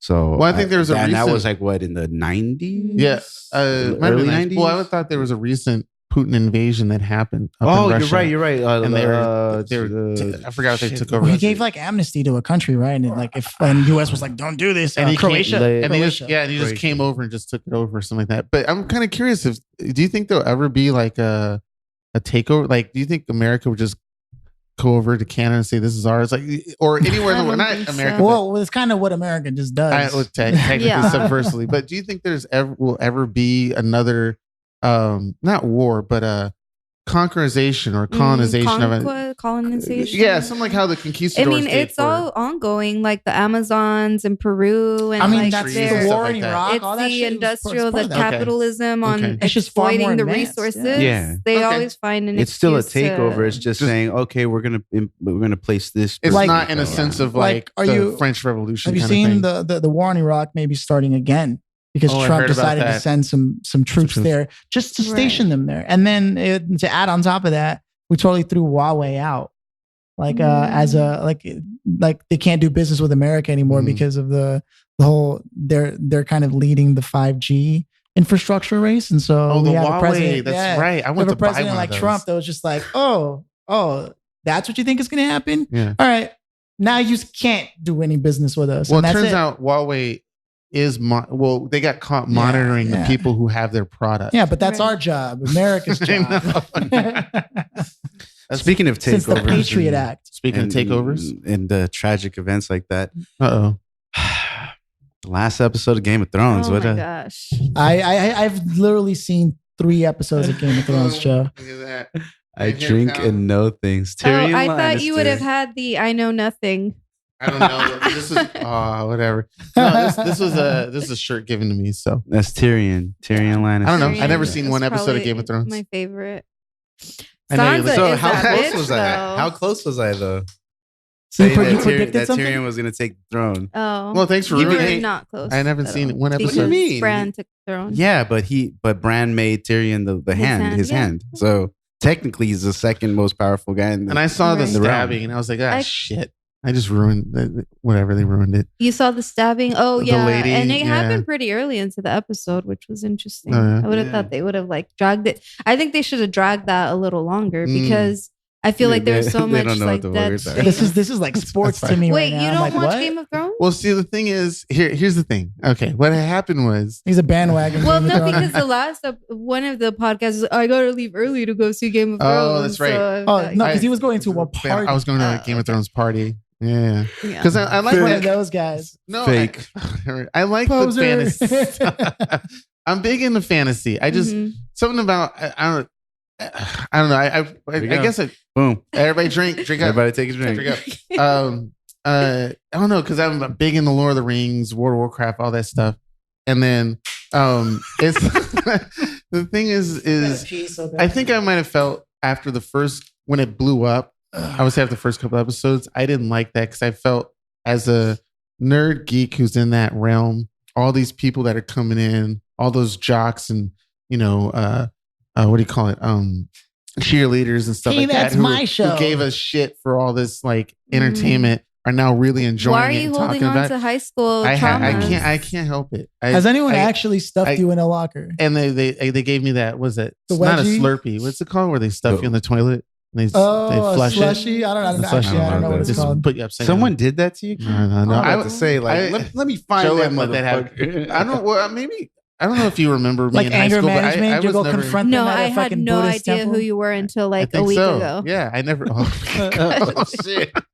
I'm sorry. Gloves are off. When did we first meet? He's like, but you've comfortably known me for at least 10 years. Hey, have you guys ever actually had that experience though, where somebody was like, "Oh no, we've met before," and you're like, Maybe all the once. time. All the time. Oh, Joe, sorry, I yeah. can't say that I recall." And they're like, "Oh, I don't know. I just who thought cares?" You know? too many people enjoyed it who gave us shit for the whole community. It's everything is now nerd based. The comic movies and all that stuff. Technology. Yeah. I just felt as a big nerd myself. Fuck you all. Revenge of the Oh, Nerds. you're an elitist. You're I like, am. oh, well, I we're am. here first. I know exactly. This is Pish our posh, this is pish our posh. shit. With my nose in the air and everything. No, I think it's. I also think it's kind of cool because then now I can start asking girls out about.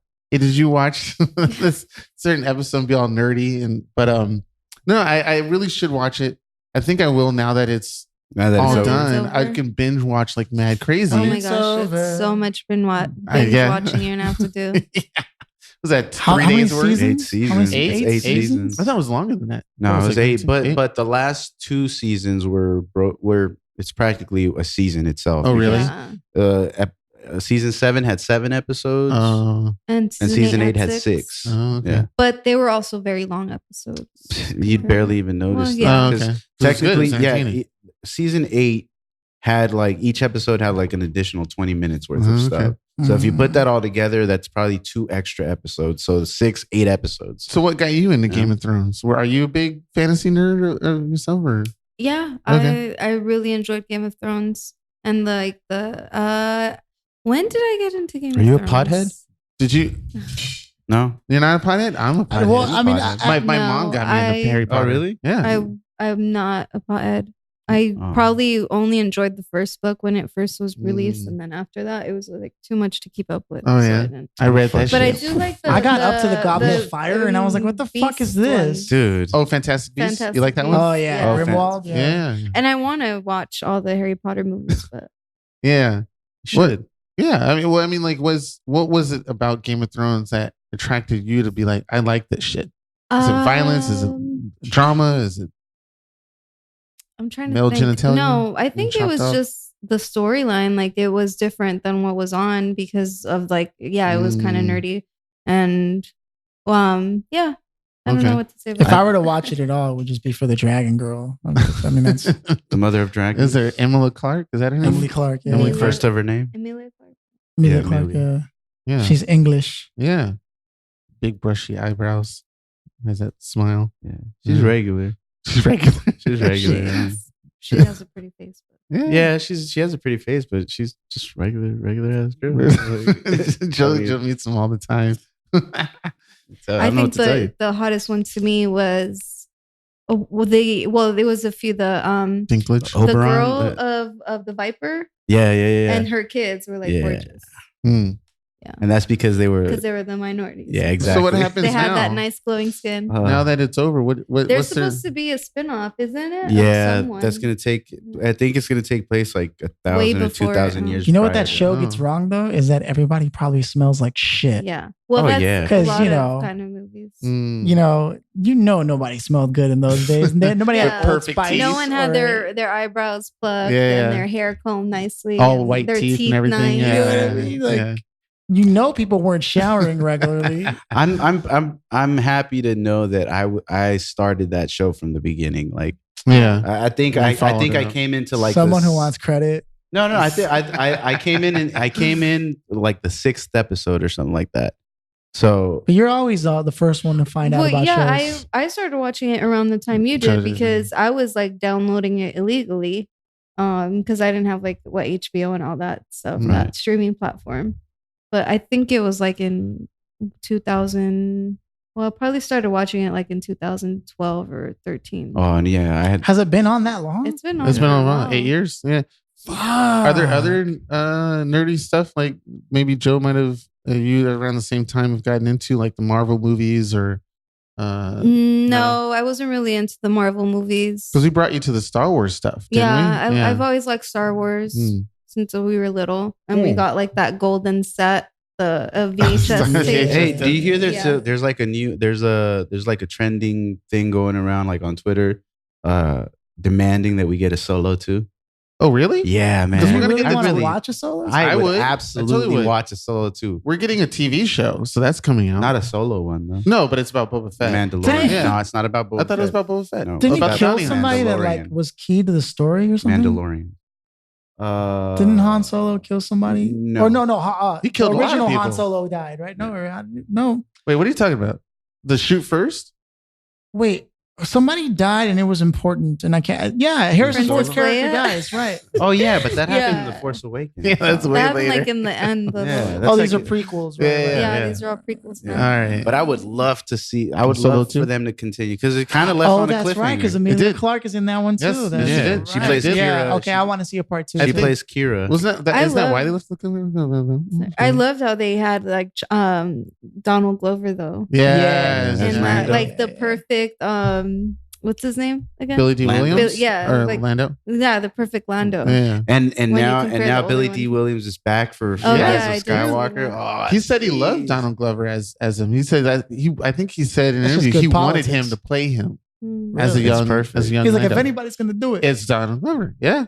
it's gonna be that guy that made "This Is America." He's so Way fly. to go. It's so crazy when Yeah. I remember seeing him in Derek Comedy. No one really knew who the fuck he was, but he was so funny. You can Yeah. tell watching those skits that this guy was going to be somebody. Yeah. It's crazy. It was so annoying when This Is America came out and people were like, "Oh, that looks like Childish Gambino," or "That's Donald." Is that Donald? Like they didn't know that it was like the same It's the person. same Yeah. guy. Which is crazy. Yeah. But Yeah. I mean, there are kids out there who think Kanye West introduced the world to Paul McCartney. Paul McCartney. Yeah, I remember So, that. I remember that. I mean, we're living in strange times. Yeah, Yeah. it's so weird. but we kind of did that as when we were kids, and we probably noticed something. Our parents were like, "No, come on, that's Yes. you know that." I have a perfect example of that.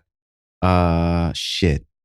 I was Good just job. Good I job, was Joe. just That's a thinking perfect of, you know what's example. funny is I was just thinking about this last week Okay. where for the longest time I thought something else was it was a name. TV show musical artist. This guy- Fuck, I can't remember what it writer, was. director. But it's the perfect no. Fuck. God damn it. He lost it. Oh no! How do we get him back? Oh, Oh, there you go. Pippin. Pippin. Scotty Okay. Pippin.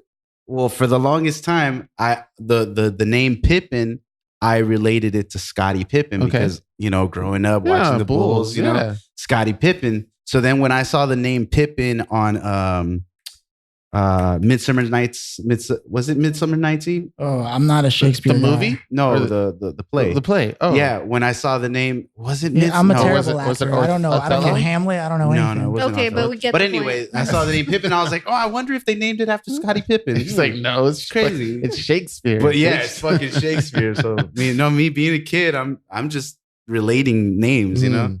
So, Okay, I see what I you're can saying. see how Yeah, it can yeah, happen. yeah. I Okay. can see how it could happen. And that's just that's a human thing, right? I mean, 50, yeah, you're gonna 50 years relate from to now. what you know. Yeah. Yeah. Absolutely. Until you know differently, and then you know differently. So then, how do you become not everlasting, but how do you become? well, sorry, and more- Keenan, that's and- just natural, you know. It's because you wear a condom, right? Yeah. Immortalized, like Einstein. Everybody's gonna know who Einstein is. No kid's not gonna say, "Oh, I wonder if that's where Einstein not got that from." I mean, Oh, really? because you would have thought the same thing of Paul McCartney. Einstein and Paul McCartney, I think, are two different type of I styles. don't know. Of Well, I memorabilia. think it's possible for someone to For Caesar. at this point now. I think it's possible for someone to be like, I'll "Oh, do you're it such for- an Einstein," huh? And them to go, "I don't even know what that means, but whatever." Oh, really? You know, and then they'll find out, "Oh, it means genius," and then maybe they'll find out later, "Oh, because there was an actual genius named Mm. Einstein." Okay. Mm. Yeah. Now- Okay. So I said now- Julius Caesar. Okay. Yeah. Now think Leonardo da Vinci. Mhm. You Okay. would think the same thing about him, right? But they put him in Assassin's Creed. right? And the Da Vinci So Code. who's to say that the kids weren't like, oh, so that's where they got that from? Or they would Like- relate Leo to the Ninja Turtle. Yeah, kid. exactly. Okay. Or like there's things when you say like no shit Sherlock, like some people It's don't like, even who's know it done who in Sherlock Sherlock is. Sherlock, they don't even know. Even though we had 2 movies, yeah. I And you could don't say- even have to read any Sherlock or see a Sherlock movie to go, oh, I think I get what that means. Really? Because thought do you- you remember when you were a kid and someone would talk about a movie they saw and then they asked if you've seen it and you're like, oh yeah, even though you pretend. didn't. Yeah. I don't know what the fuck that's all about. Just It's to feel inclusion. included. Yeah, Inclusion, acceptance. Another human nature thing, right? And then they ask you about a movie. What was your favorite part? And you're like, oh, all of it. It was really good all the way. But anyways, I'm hungry. You want to get some food? Enough about that. Yeah. I posted this thing on Trello about because a couple of episodes ago or last week we also discussed about the black hole and all that stuff. I don't know. I don't know if you guys looked at the black at the thing that I Joe. posted. Whoa. Oh no! Wait! You put what did you post? It was about the black hole. Yeah, About was it saying spurting that out the now energy? that- Now, no. It could be interdimensional Now travel. Oh, it yes, could I be. did see Now it. they're saying that it could. Didn't I tell you that? It's more plausible that Yeah. it could lead towards interdimensional travel Yeah. or faster travel. Yeah. So it's so like, cool oh, shit. I shit. knew it. Did you see Dan Called it. Aykroyd is also being called out because he said that he does believe aliens are here and that they're trying to like breed with human women. Dan Aykroyd. Yeah, the fucking Ghostbusters Dan guy. Aykroyd? And one of my buddies who's like he's like super highbrow, like 4 PhDs. He was like, I fucking knew this piece of shit would say something. Like I was like, whoa, Okay, whoa, so whoa. I have a question because we talk about it all the time. But Melissa, Uh-huh. how do you feel about suppressive information from the government? Do you think that's true? Like false? the government suppressing information. Yeah, Of like course. like an alien crash did happen, Yeah, and of we don't even know course. about it. I even I was actually talking, Danny's like the biggest alien I know. Brother, yeah. expert here. Yeah, And so we were talking about the flat earth, but I'm not saying he's a Oh, flat earther. God. I don't know. he But is. he's like, well, who's to say? Because the government supposedly they were like in the moon, but that could have been recorded. Like it was just like this whole, the common response. But I do believe that they definitely sometimes it's for like a matter of our safety because the information can get in the wrong hands Okay. that can be like detrimental. But I do believe that they have so much information withheld from us. If you found something crazy Absolutely. like a alien orb of some sort, would you keep that information to yourself, or would you tell people about it? I mean, I would tell someone who Want to wants see the get dead it out. body? But also, I was going to say something. Oh. Yeah, because the government, a lot of technology that we have now, it was in the hands of the government Yes, it first was. because they were testing it for their own Mhm. advancement in wars. That's why we had So- computers. They had computers long before. Yeah. Yeah. Fucking cell phones. Yeah, they had cell I had phones, iPhones for Androids. years. Yeah. And there's not just the government, certain private institutions like Xerox. Mhm. Xerox had the first colored screen computer with a mouse and keyboard in 73, 10 years or so before Apple and Bill Gates released their shit in the 80s. And all they thought was like, it was just a gimmick and it was fun. I mean, it costs a shit ton, but Mhm. the idea, and then you can imagine that's just a private institution. Imagine the government that had way more money, way more history, Mhm. way more stuff. It's wild shit. And how that ties back to black holes is like, so the question is, have we actually been traveling to other dimensions? Well, you know what? It must be because, like, if you can think it, then it exists. Like, there's so Absolutely. many movies on time travel and this and that. I believe that it has to come from a source that was implanted. And I know it sounds so you're like saying really they're weird, slowly Yeah. but introducing it us has into to it. Yeah, be from a yeah. source. I mean, these are all just theories, but Well, we can create black holes. I mean, you But saw there's many. Endgame. There's many of them. Tony Stark yeah. proved it's possible. Every the CERN The laboratory. Mobius. When you create, I'm just gonna talk over Phil. Just fucking, Go for it. No, when those atoms hit and they create that energy, it turns out it creates a mini black hole. It only lasts for like fractions of a second, but it's there. And it turns out black holes are all over the place, even on this planet. It's just so frequently quick that you don't even notice it. It made me think Whenever what I if those fart, are just it's a black gateways? hole. possibly, but I'm just saying like because they're so small and they're so instant. What if when you're traveling or walking and something happens to you, where you lose like a heartbeat or you lost a breath, or somebody gets something crazy that they don't even know about, that was them walking through a black hole and not even knowing it. Like when I get a Charlie horse and I'm like, yeah, no, it's trippy. But it turns out we also have a ton of shit. There's more than one hadron collider. There's actually one apparently, and it's from a documentary, so it's not something I heard from Danny or anything like that. But it turns out there's one underneath New York City. There's like 3 smaller CERN laboratories in the United States. Oh, shit. Nobody really talks about it. I believe that shit. I mean, New York was one of the oldest cities in the United States, so a lot of things have probably preemptively been developed there that eventually got there. There's probably some kind of Area 51 over there. Yeah, exactly. Nobody knew about the atom bomb except the people who were working on it until we blew something up. Yeah. So fuck you, Neil deGrasse Tyson. We do keep secrets. A lot of, but we got to remember that a lot of that kind of stuff also nobody knew about it because there wasn't social media. There wasn't. That's true. You can hide it easier to all this information. Yeah. Right. Now we have so much information that I can't imagine it'd be as easy to hide shit. But even then, we have algorithms that we're fighting against that actually does keep posts that you make or that you make or that you make from my feed and vice versa. Or there could be somebody out there that did release something and it maybe only got so far. And that's why those algorithms are there. Because originally when the platforms first started, they were free and you just had to be at the right place at the right time. Now, forget about it. And if you do any reading on the future of social media, it's going to go from the feed format to one-to-one. Everything is going to be messaging.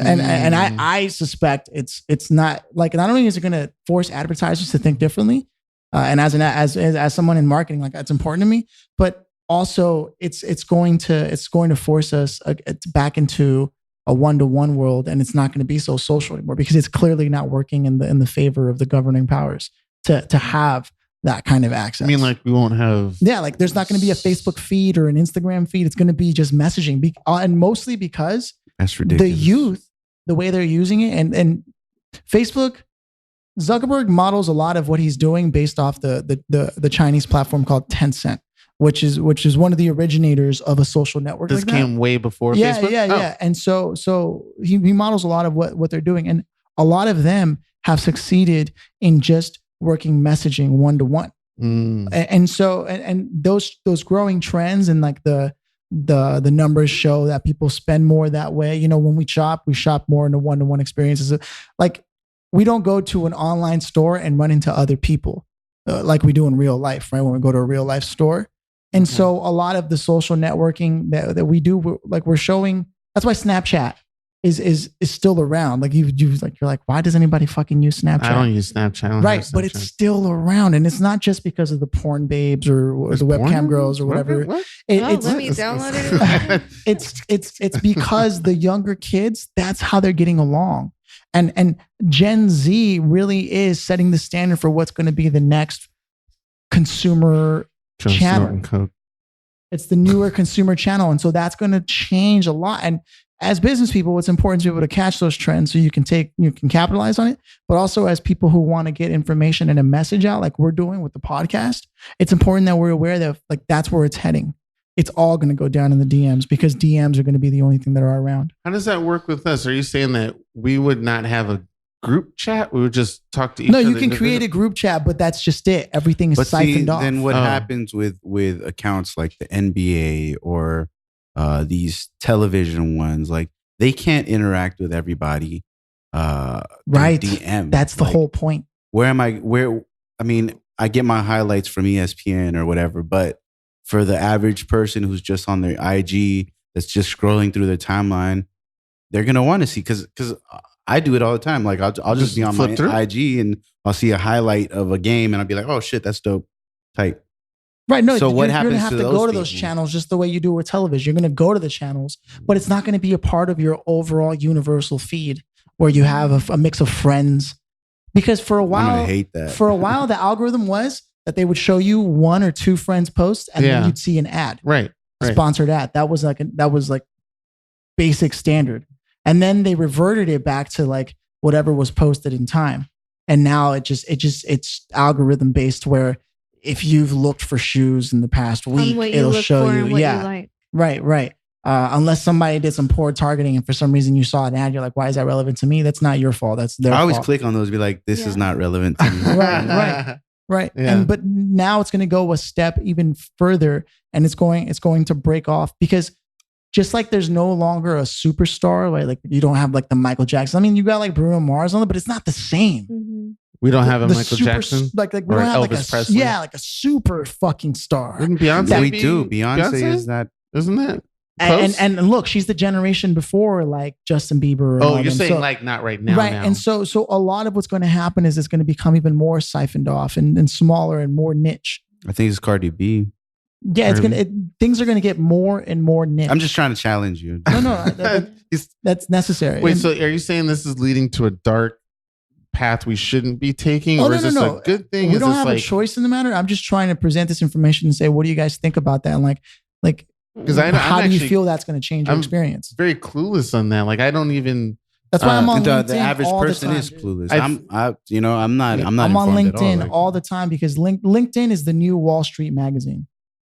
That's what people need to know. Is like not enough people are on LinkedIn. People think that's just where you put your online resume, but it's not. And I myself, I'm conducting events called LinkedIn Locals, where we get together with professionals and really talk about how to maximize our ability to get our message across on the platform. But that's because there's a lot of it. It's just like you may not have an interest in finance, but finance has an interest in you. And the same goes for business. All businesses have to understand consumers and what they want, what their hopes and their dreams are, so they can tie their products to those hopes and dreams, just like Nike still does with athletic performance. No matter what kind of Nikes you wear, no matter how much you spent on those Jordans, doesn't mean you're about to play like them, but some people still don't get it, and they just want to be aligned with that brand. Dude, I saw some pretty ass Jordans. I didn't get fucking beautiful. And I'm just Anyway. trying to share that information because I know you're talking about information that's kept. It's not even just the governments anymore. It's private institutions and even colleges and universities. We had the discussion about what information should be given to our kids in schools and stuff like that. And it turns out that only California and Texas are the only two states that actually write the curriculum and produce and distribute them. The information for public schools, the information is governed by only these two areas, which is like people in Florida don't have a say. People and there's a huge debate about putting creation into the history books and stuff like that, because there's a battle between Texas and California. What do you, I don't know if you listened to that section of the pod last week, but where we were having that conversation about fine tuning like a subject in school. You're an educator. So, I mean, maybe you could give us some insight on that, as far as like we were having the conversation of like, if you're in a history class, why are you going to learn all this irrelevant information like math and founding physics. fathers and doing all that shit, when you can actually learn something that's going to be relevant to you, like while still learning the value of what history is. Yes. Which might then actually open the doors for you to wonder, well, why are the founding fathers like recorded history? By challenging students to record their own history and teach them what it means to be a historian. Is there a lot of red tape? And now that you are an accredited educator and you're working towards even more of that, congratulations. Have you run into things where you're like, wow, really?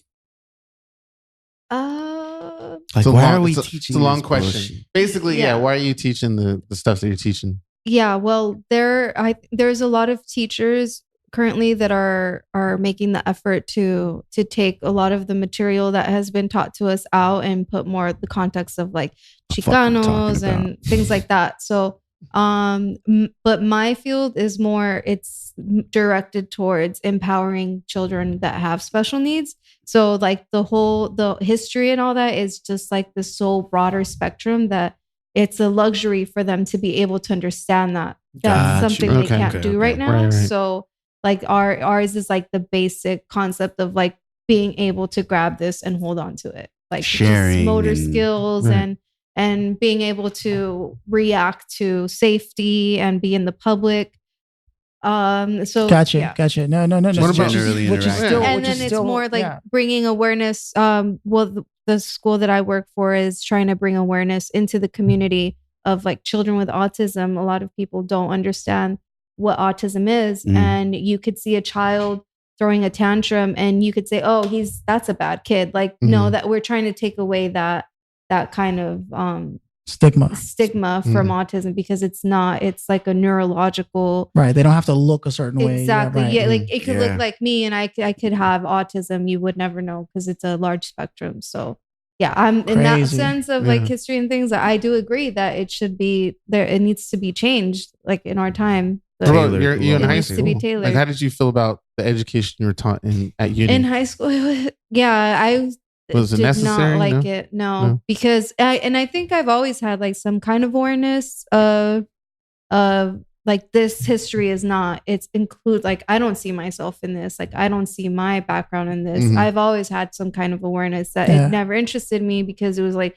white men in a white wig. That like I don't even remember learning anything about women in history. Yeah, really. And that's like, and even then when you do learn about women, it's like very washed differently, like Susan B. Anthony fighting for voting women rights, but yet she was racist and would rather the white women should have a vote before the black man can have their liberty. Yeah, you don't know that. So it's like, the history is totally so does that mean because there's also a shit ton of information with our internet. So I mean you could still get the information, but now it's more like almost on your own. Like say for instance, you're in high school, you learn about the founding fathers, but you're like, I don't care about this. I want to learn about something else.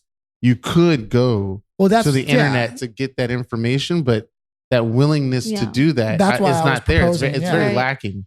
And I think that's been a movement started from like just starting with the whole Christopher Columbus, removing his Christopher Columbus Day and his statues. Like there are teachers advocating to take that part. Like this was not a brave man who sailed and discovered America. This was like a savage. This was a monster who killed, and raped little girls and things like that. So it has to start in increments. Like it's. You don't think it can be like. No, I don't think so. Because even in like parts of Texas, wasn't there a fight that they were trying to, their whole portrayal of Mexicans was like lazy people. So it's also, of course, your environment. Right. Because in LA, we're very, we progressive and most major cities are. That's the thing. Yeah. And that's why I'm also saying that it'd be hard as fuck to take over this country, to invade this country, because there's so many different ideologies, even just by region, Yeah. Like, we literally have a fucking South, and we literally have a West Coast, North. Like we have these different regions with different ideologies. It's very easy to paint the West Coast as blue because we're very liberal. It's easy to paint the South as red because they have the Bible Belt. They have like very Christian like foundations where. Even though a lot of the American ideology was sprouted from that region, and there was the whole talk of separation of church and state, it's very hard for that region to separate church and state. Like, so they're always gonna, like what they're doing now with anti-abortion, with education, Roe versus Wade, and that shit. Like, they're very conservative about their ideologies. So it'll be very hard to convince, people in that area. That's the whole reason why we had the Civil War, because they were so set on their foundations. Is it really? I think we were in the same history class, same history teacher, but I could have swore, and I had a argument with one of our fellow students, because I could have swore our history teacher last year at uni, she had family who was in the South and in the Civil War and stuff like that. And she was saying that was created due to money. Like the South was making a shit ton of money off their plantations. The North wanted that money. The South said, no way. The North said, fuck you. We'll free the slaves or something like that. I'm sure that's that's always used been as well. money. But the thing is, the argument was, our friend was like, no, the Civil War was created because of the slavery. They wanted to free the slaves. And I was like, no, nobody wanted to free the slaves. It was a money grab. And there was I backed down in the argument. I didn't want to continue further because I don't know a full amount of the history or where they think they might have.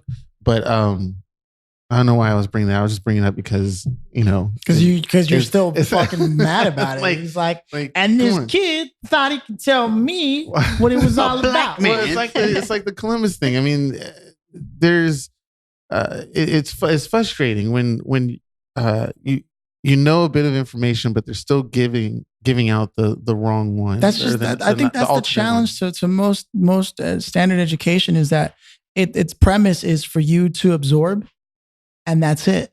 And then somewhere in the textbook it has like 1 or 2 critical thinking sections. Mm-hmm.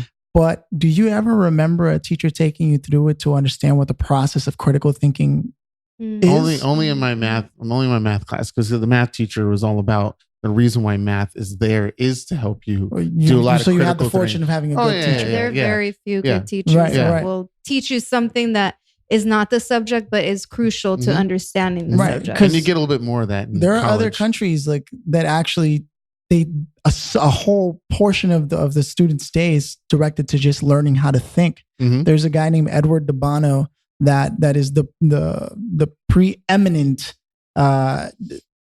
founder of the idea of lateral thinking, which is being able to go. It's like a joke, right? Like being able to go from A to B to C and find out how that relates to A, because you can't go from A to C. Mm-hmm. You have to go A, B, C, but you can always go from C to A. It's like the joke. You see a 90-year-old man enter hell, and he sees his friend there, but is also another 90-year-old man, but he's got like a blonde bombshell or whatever sitting on his lap, and he's like, "Are you sure we're in hell?" And he was like, "Oh yeah, we're in hell. I'm her punishment." That whole thing where it makes sense, but it's asymmetrical thinking. But it's that very asymmetrical thinking. I didn't get it. It's that the twist, right? The turn of phrase, the fact that they were supposed to be in hell, but he has a beautiful woman with him, and he's like, "Oh, so that's not hell." No, because it is, but it's her hell. You see what I'm saying? Right. But it's that whole ability to think asymmetrical, to see a possibility where it seems obvious once you hear it. Yeah. Right. But when you're first presented with it, it doesn't seem obvious. Mm. And so again, a lot of education is taught along that line where it's just one straightforward. Okay, that's what it is. That's education. But they never teach you. They never give you enough exercises and enough guidance through the exercises with formulas you can actually use, like PMI, which is where you developed where you go for not pros and cons. There's a difference in mentality. You think you already do this, but you don't. You really don't. You just list out the pluses. Then when you're done, you list out the minuses. And then when you're done, you list out the interesting things. What would be interesting? It would be interesting to see this. And when you do that, what he's giving you executive thinking tools, meaning you exercise your executive functions. You think you already do this, but most people try to create and edit at the same time. Most people judge, especially the more intelligent you are, the more likely you are to create a judgment and then develop arguments to protect that judgment and support it. And then you don't think anywhere. You could never be critical enough of people. That's so disrespectful. You could never be critical enough of people or a subject to ever develop anything constructive. But once you've developed something constructive, then it deserves critical, is what I'm trying to say. And education doesn't teach that. Philly, the thing about Philly is that I've hung around with him for a very long time. And the information he gives out, not only is it valid, but it's something that I repeatedly have received and understand. I get that he's letting the world know. So instead of doing and interrupting him, I gotta just let him do his thing. That's why I gotta turn to the people out there and be like, just find another form of interruption. It's like that's not interrupting. No, it's like that scene in Old School when they're doing the debate and then suddenly Will Ferrell snaps out of it. He's like, "Oh." I'm giving Philly his platform. So because nobody, we have a camera right. here. I totally took a soapbox without even. We have a camera here, and nobody's input. Like, what's the point of the camera if I can't look at it and be like, He had his Jim Halpert The moment. camera is not here for you. The camera It doesn't is here zoom for the in. viewers. And what makes you think that they want to see your face? Because There they it is. ask about it and they request it. And I'm I'm pretty, sure. just like you said Yeah. before. In a So way, it's needed. yeah, I guess I'm Never said that pretty you're- passionate about it because I know that it's hurting a lot of people. Yeah. And people could be further along if Mhm. that was the way education is, but it's not. It Yeah. isn't. It's not. Which is education is not. I did not. I did not. Oh, hey, Mark. What? You saw that with us, right? The Room, Oh, and then yeah. James Franco's version of it, the Disaster Artist. Have you seen that yet, bro? It isn't natural though. It isn't. Duh. What's not natural? Great Education. American hero. Oh, The way that we learn it, it isn't natural. It's It's shaved. yeah. So what would make it natural? Like how can teaching history Relevance. be natural? Relevance. Okay.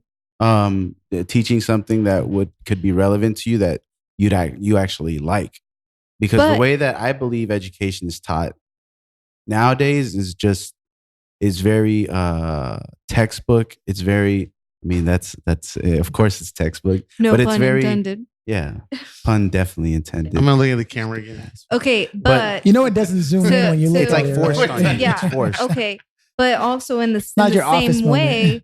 And I'm not an educator, Okay, obviously. it depends on the topic, because if what you're teaching is always something that's relevant, how are you going to have cultural awareness of something that is not relevant? What to culture you? though? Whose culture?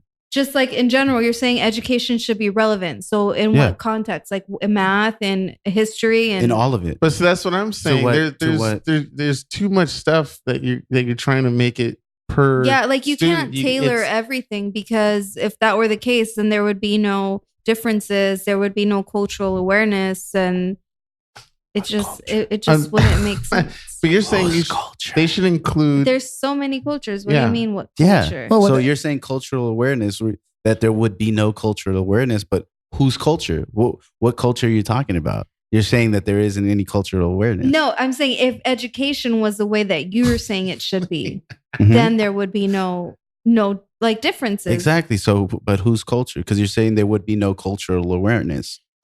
So, whose culture are we talking Okay, about? and so how relevant then would it be to teach the thinking skills necessary to then foster within someone the curiosity that could make education a more natural fit? To That was every my question individual? to Joe on our last podcast.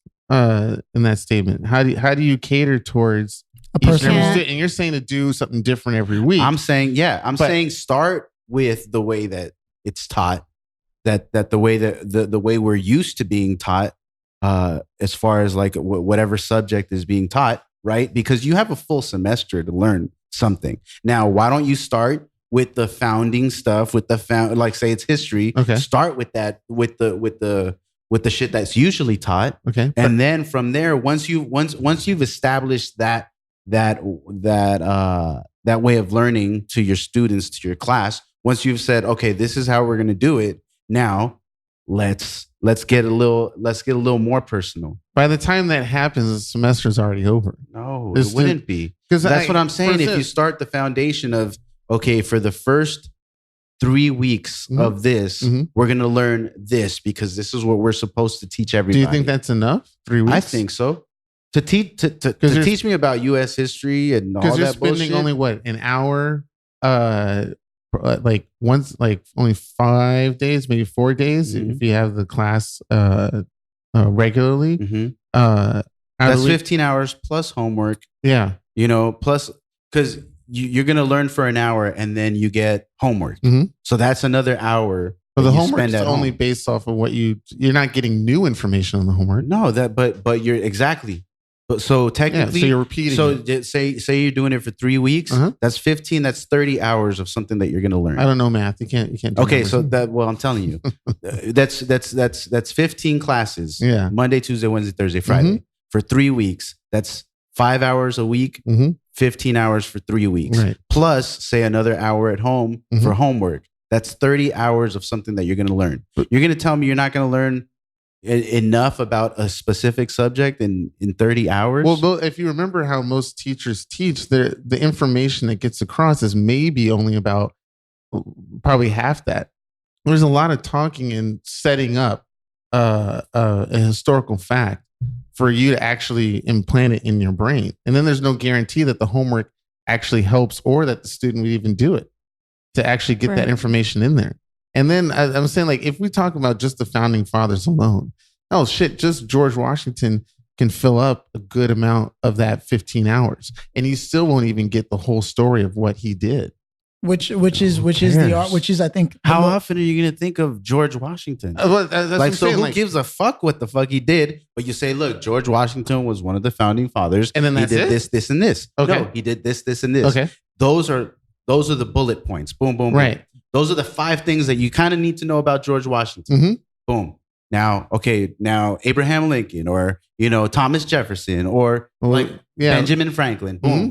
But that bullet point method, do you think that's a really good method for learning? I think it is for something as irrelevant as what American history is, the white American history is. Yeah. So then, you have a general understanding of what white U.S. history is. You get that, and then how many other categories are you going to go into? So if you after you go to white history, once you do that, that's when you tailor the rest of it. But there's so much of the rest of it too. Like, you're going to spend the same amount of time for Chicano history, Black history, doesn't necessarily. And then that bullet point method. It's going through all of it. If you're doing the bullet point method for that. That's the whole point of college, that you can pick the Chicano studies, or you could pick African American studies, or you could pick a specific topic like history. And yes, in high school and middle school, it's like that is what's paving the way for you to understand the rest of it. I think and how it was affected. I just think it's irrelevant because a lot of it I don't. And to clarify the argument is that yes, okay, perfect. Let's take the example of college and what it fosters and what it allows. Now, the argument is coming from a place of saying college comes too late, that you should be presented some information, presented how a recorded history or a mathematical formula is developed, or what have you, however you want to look at it. You can present information in a shorter time and then encourage them with this, with the examples they've been given, the case studies, to then go out and foster and create their own case studies, their own recorded history, maybe try to argue their own math project or whatever the case is going to be, to then teach them the value of those different modes of thinking. And then if they'd like to continue to go further, because it's true, a lot of what we know from high school, all that shit, about 10% of it was necessary for us to function in the world, right? Now, if they're curious enough, they have the skills and they have the practice where they could go out and do that. What we're saying is college comes too late. So we should implement college can come as early as middle school, really. Well, technically, a 16-year-old can take college courses. So it's not necessarily that college comes too late. It's that college is presented as an option too late. Yeah, exactly. It's like held up. That is, first you have to finish this and then you can do that. No, you can kind of do them both simultaneously. Absolutely. And people who go to college that go back to their community can hold workshops to teach children in middle school and high school on their free time, after school, on the weekends, to provide that education. So you don't necessarily have to go to college, because not everyone can afford it. But those that are fortunate enough to go to college and focus on one subject can go back to their community and hold workshops and all that stuff. Absolutely. And I'm not disagreeing with Joe. I just don't know how his method or your method would be actually implemented. I'm not an educator. So then don't what speak I'm on saying. What I'm saying is my idea, I think, could potentially work. You do have a child that you can start implementing those things too. Which I do. I teach them shit that. So then it all starts at home. Video games and not just video games. I teach Gavin so much shit like that he will not even hear about for years. So but the fact that he knows it, or the fact that he asks me questions and I say, okay, you want to learn about that? Cool. Let's discuss that a little bit. Have you asked him a question that you thought got through to him months or weeks later, and then he remembers it and replies back, oh yeah, that was this and this all the time, and sometimes I'll only need to mention it once and it'll stick with him forever. Like he'll be like, oh, remember when you told me about that thing, Pablo? I'm like, yeah. And you don't think that will happen when he's in high school? He won't get that. He won't have that same. I think he'll be too distracted by so many other things to retain a lot. Which is why I argue that college comes too late, because once hormones start kicking in and things like that, like, it's true. So then that's very different in your element of presenting a better style of education to the kids. Now it becomes more about their personality and upbringing rather than the information that's given to them. Because if he can't do the same thing he's doing at home in high school, then it has nothing to do with information given. But that's to him by why I his think teachers. my bullet point idea would work, because it's fast. It's like boom, boom, boom, done. That's all you got to know about that. I will take an opposing difference, because for me, like I said, it took 4 or 5 times for me to learn something. The bullet point, I forget it. Yeah, everyone learns differently, so Yeah, that I mean that approach doesn't work for everyone. I think the argument. I think all y'all could eat this. I think the argument. I think the argument is coming from, what does it take to be a functioning adult in society? You know, I don't need to know about the Magna Carta to understand how to go down to Starbucks, drive down there, grab myself a coffee, do some quick math change, which could be done by somebody relatively young too, and then go on about my business and anything else you learn on the job, right? The real question is, what is relevant towards a student in high school? Because they could go to college and pick a category that they're interested in, learn more about it.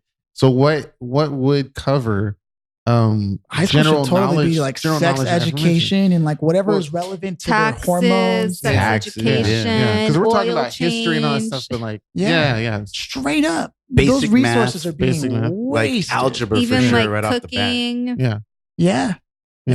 It should be all that. It should be absolutely. okay. Nobody. I can barely cook. You know what I mean? Like, it's a fucking. And even if I do, like, I don't want to, because of the. You know what? Education hasn't taken into account the type of lifestyle that people are living today. It hasn't adapted to the times. The pace of it, the social media being involved. Like, nobody's going to sit there and pay attention. Let's not say that it hasn't, because we haven't been in school in years. In a while. We don't know what it's like in high school. So I know that's true. They did start like implement or enforcing languages, and they brought swimming pools and like all these budgets that like as soon as I graduated, like 3 times the budget came to the school, and I was like, wait, what? They're just waiting for you to Dude, leave. we all feel like that. We all feel like that. So the values. I wish I could go back to high school, and I would have like. I think that's why we're so passionate about it. We're like, what did you mean like actually take classes and relearn stuff? Yeah, I wish I could. I mean, definitely. Can't you?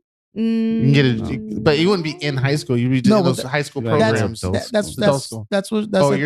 actually you want to relive high school. Yes, I would definitely do things differently. Well, they do. There is that saying: the youth is wasted on the young. Okay, so here's so let's start with Keenan. If you can tell your younger self something like a piece of advice, what would have you guys done this before? We did, and I told. Have we? Yeah, I think. But let's revisit it. We did. I would have told myself to.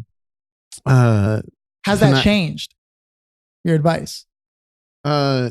Since the last time we talked about it, has it changed? It's the same. It's the same. Because if you guys have talked about it, I don't know. It's fine. I'd love to do super regret all the stuff that I should have did, which is I would have told myself to have gotten out more, be more open, experience new things, but also to invest. When I was talking about my teacher about investing.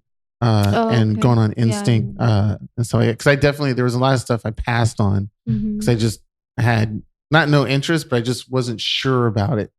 And I need to be more like that. And that's always been that statement. And that not just high school, but even in college, I did the exact same thing. I was telling about the job that I had, that I didn't contact them. I was in Silicon Valley before all that stuff blew up. And now that's what I've been telling myself. Is there something that you were really passionate about that some event stopped you or discouraged you from pursuing it? Something that's I self-sabotaged myself. It was never an event. There was no the only event that actually did affect me heavily was when Joe brought me into the theater crowd and scene and stuff like that, and into the cool kids table. But that was an opposite effect. And underlying all that, what was a passion that you wanted to pursue that you didn't? That I didn't pursue? Yeah, regardless of whether it was yourself in high school. That's what she's asking. Building stuff. I built building and engineering and mechanical aspects and learning about which I ended up. That's what I'm saying. Like in high school, I didn't do that. I'm doing that now because like damn, what would I have told myself, and why am I not doing it now? Which is why I'm doing it now. Right. But yeah, it would be building things, starting groups and events and working with people and whatnot. and that sort of stuff. Yeah. That'd be like if you saw yourself in the street.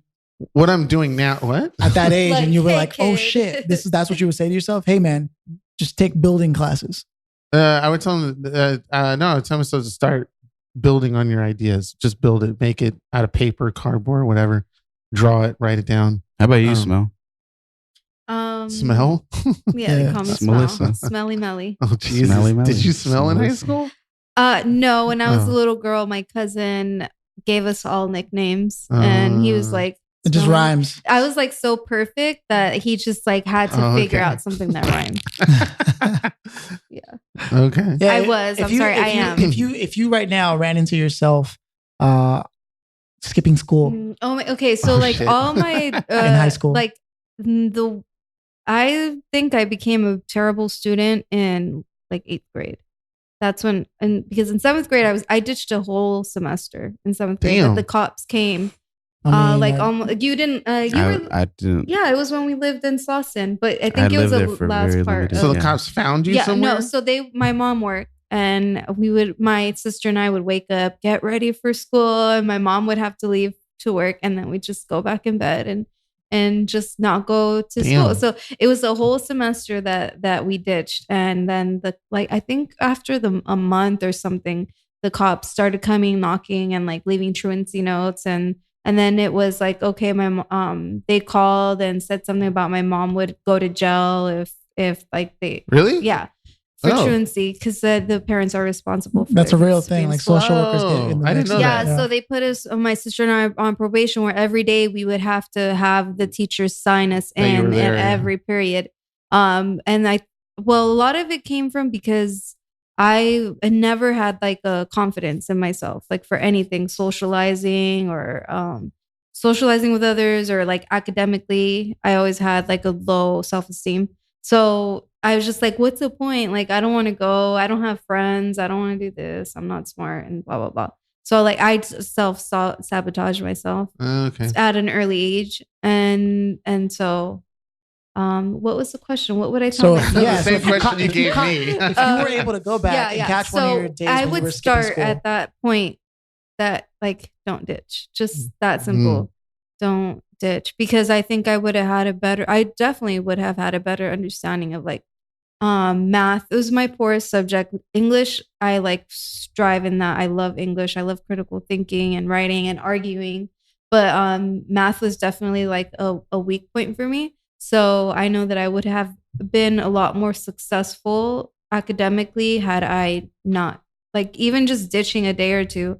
It really spiraled out of control that like I started smoking weed and going to like ditch parties and things like that. So I would have definitely told myself at that point, like, don't ditch. and yourself at that point would know exactly what you mean if you just went, hey, don't ditch. Yeah. Just like that. Yeah. Oh, I would have to get slapped. Because then I I don't started think I would hanging listen to out myself. with like the wrong people, because I lived in Culver City. I remember some. So like I was like in a girl gang where we would like handbox each other behind the cafe Damn. on Sentinella in Culver City. Like we That's we some were hardcore bad. shit. I was with kids that would like inhaled like air freshener in a bag. Oh, I the actually kids. did that too. That's so crazy. And so like So- I Gets you high? yeah, I would hang out with like kids who their siblings were like in the Culver City gang, so they aspire to be that. Mm. And that. And then that's actually why my mom didn't let me go to Venice or Culver High, because she put me in uni because I would be away from all those people. Yeah. Wow, that's such a different worlds. And Yeah, duality. exactly. It's So that's crazy. why, like, no, even though we Yeah. have the same parents, our experience of growing up was completely different. Yeah. And yeah, Joe was busy ironing his jeans and singing Cisco. and I think it has a lot to do also because he is like one of the older kids. Yeah. And when you come down, like, no shade to my mom, but she doesn't have the energy or the time to like really focus on what I needed. So I had to do things on alone because I didn't have the support of my brothers. I gave my mom a shitload of stress, like for sure. Yeah, I but did. she didn't have like, when you were younger, the critical time in a child's life is from infancy to like 5 years old, and she had a lot of time then compared to when my That's true. sister and I were born. So that's my point. That like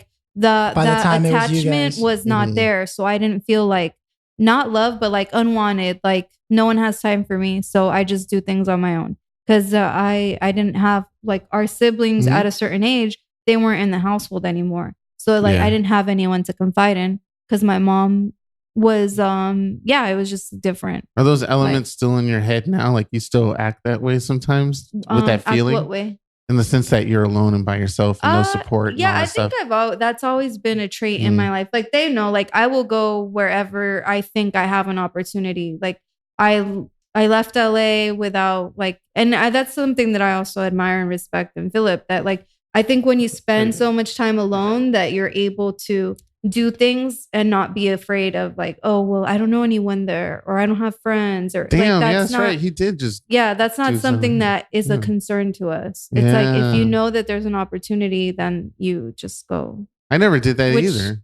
I never really left or went out knowing that there's opportunities outside of California. Like I admire Philly for that, doing the same thing. I also think there's something to be said about being able to see the opportunity exactly where it is in front of you, if it is. You know, and for some people like just me, especially people who deal with issues of abandonment and things like that, which I clearly suffered from, but probably still haven't processed. Right. Like you feel like you have to do things and extreme things just to finally come back to where you were and be like, that's why the idea of school seems so romantic now, because if I could just go back, because you've come so far now, you know, and so I had to go all the way to New York only to realize that LA has this other than weather and the public transportation, it's the same shit, man. That reminds me of a quick question I can give Melissa, because you're saying something about going back. You would love to go back and learn stuff. And you said math was your most difficult subject. Have you seen or come across anything mathematical that would have been presented to you in high school and be like, holy shit, this was so easy. How come I couldn't pick this up before? Yeah. So, one of my like shameful secrets, or I don't know how to put it.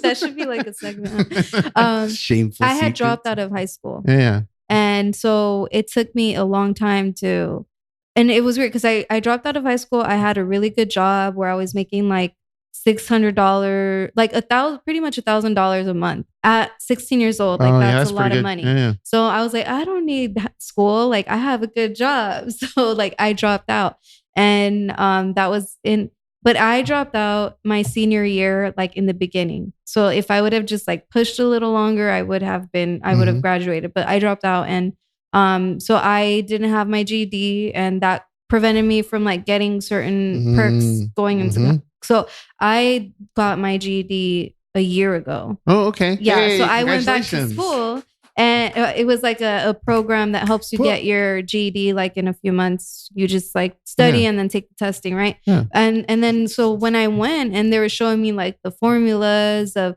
I mean, there's still some things that like are kind of hard for me, but like the whole like, what is it? Y1 algebra, basic algebra, right? That it made sense if I would have just had like some time to look at it and then actually go through the order formula. Of operations. It would have been so much easier. But I feel like I don't know if it was me that didn't care enough, or the teachers didn't care enough. It might to be make that. Same thing. Probably a little bit of both. I took algebra at uni twice, and I took geometry and trigonometry only once and I aced those because the teacher made it really clear and easy. Dude was eating a fucking sandwich while telling me like, "Hey, this shit is simple." That's how you know your shit. Yeah. Yeah. So here's what we're gonna do. That's how I operate. It was the same dude that was the high school. What do you call it?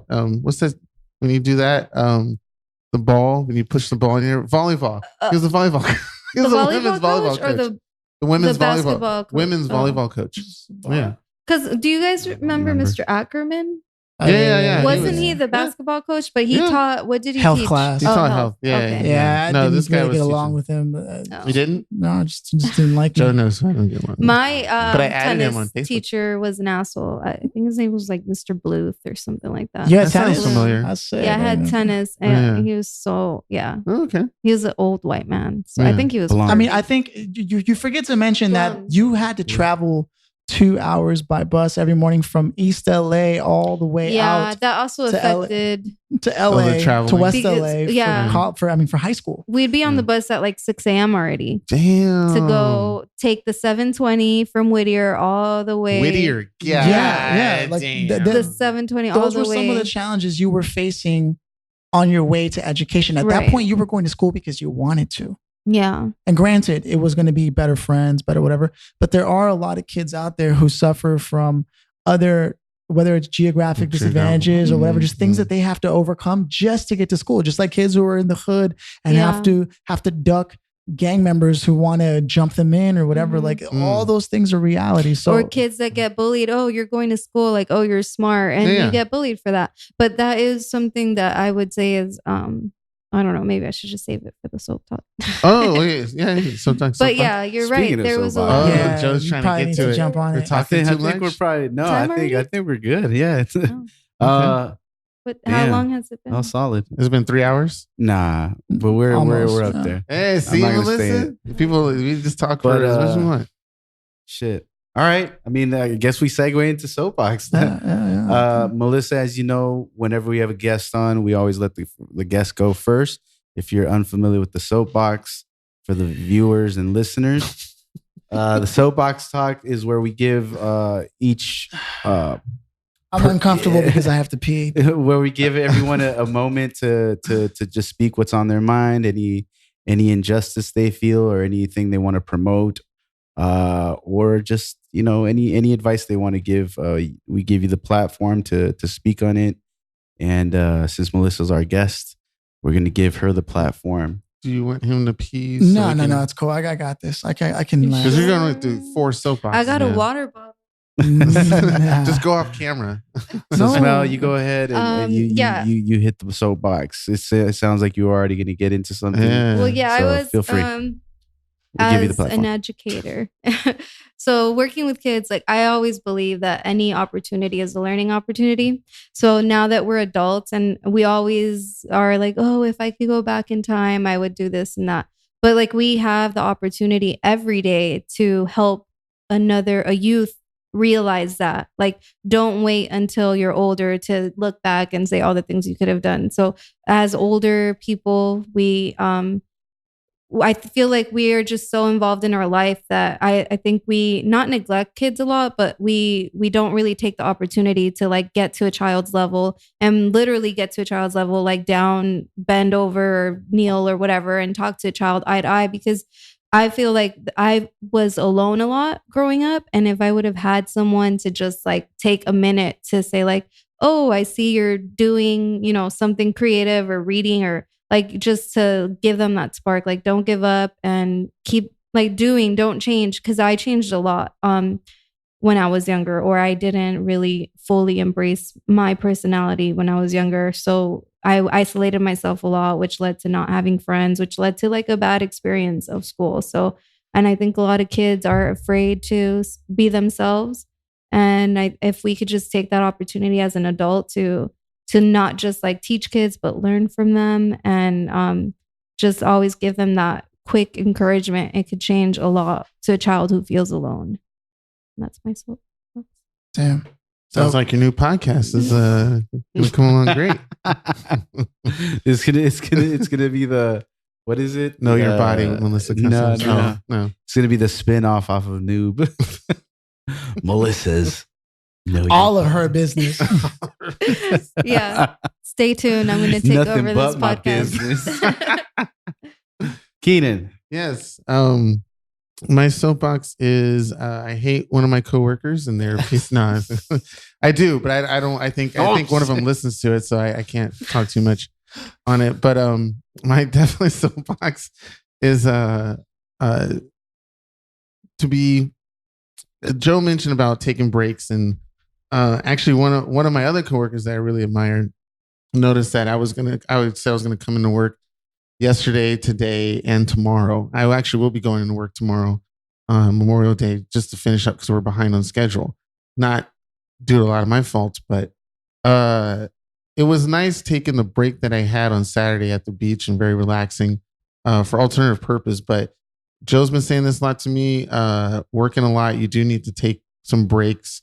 You do need to understand that, if you can't get to it, just like Philly was mentioning to me earlier, spend a good hour or so on the work that you want to work on, and then you're done. Go and do something else. And it was good that I was able to take a nice break. And I really encourage that for people who work hard or just work a little bit or feel like they're missing out when they're binge watching movies or something like that, or TV shows. In the sense that sometimes it's really necessary for you to do things that you might feel as lazy, but it's actually really productive to give your brain and your body a break and have a moment to yourself. So give a moment to yourself. Rub one out if you have to. Whatever you need to make yourself feel good or better. Use the bathroom when you need to use the bathroom. Just let that waterfall flow out with the water. I'm messing with it because he has to use the bathroom really bad. So I'll make this short and sweet and like a quick flowing river down the street. No, yeah, take a break. Enjoy your life as best you can, and have some fun with it. I'm done. Philly. Yeah. Philly fanatic. Amazing, Cianan. Couldn't have said it better myself. Joe. It's Philly's turn. Yeah, Joe goes last. He's the important one. Shut up. I think I'm going to tie in my soapbox with what I would have told myself at 18, really. Make sure that you actually fail on purpose. Quite literally, if I saw myself walking down the street, the first thing I would do is go, yo, and then I'd probably look up and I'd probably take a second to realize that it's me. And then I go, yeah, it's you. And then as soon as I understood that and I got out of the shock, I'd be like, all right, first of all, you're going to spend way too much money on yerba mate. You want to cut back on that. But beside that, what you need to understand is that if you don't fail on purpose, then you're always going to feel unprepared, because it's the failures that you do accept in your life, that you do go out before you're ready, that allow you to become ready. So let's say you want to be a singer and you're going to get nervous when you go on stage only because you're not prepared, because you haven't made enough mistakes on stage. As they say to actors, this is exactly what I'd say to myself. As they say to actors, instead of going and hoping they give you the call back for the audition, go there and find out how quiet you can be, how loud you can be, how weird you can be. Stretch and explore the limits of your reality, because that is exactly what you need to do, and do it bad. Do it wrong so that you finally start to develop a sense for what is right. They literally say in acting, when you're reading a scene, read it as exaggerated as possible, read it as bored as possible, and then somewhere in the middle is where the truth is. And so, yeah. That's what he would say to his younger self. And his younger self was like, oh yeah, that's definitely me. No, his younger self like, fuck you. Yeah, you ain't shit. You don't know me. I am you. But I am you. He'd get beat up by his younger self. I'm me. I'm your clone, baby. Who am I? Who am I? We did ask that if we could beat up our younger self. Oh yeah, do you think you could beat your ass? Yeah, I could beat my ass. Knowing Smack Melissa, the shit out of you. Jesus. I think my younger self would Kick probably your beat ass. me up. Yeah. I could kick my younger self's ass for shout. I was like 30 pounds lighter. Like, Yeah, what's up? I just bear hugged the motherfucker. Like, boom, you done, B. You done. That's Philly's doing right now. Like water. Beat like what? I'm sorry, Phil. I like messing with you guys. My soapbox talk. Well, you know what? I think we just need to slow down a little bit. And I'm going to start my soapbox talk right now. I just want to, just take some time right now to just reflect. Okay, I'm about to walk out on this. All right, no, for real. My soapbox talk is man, it's been a long week. It's been a long week, and this week has just continued to show us that our president really doesn't give a fuck about anything or anyone but themselves.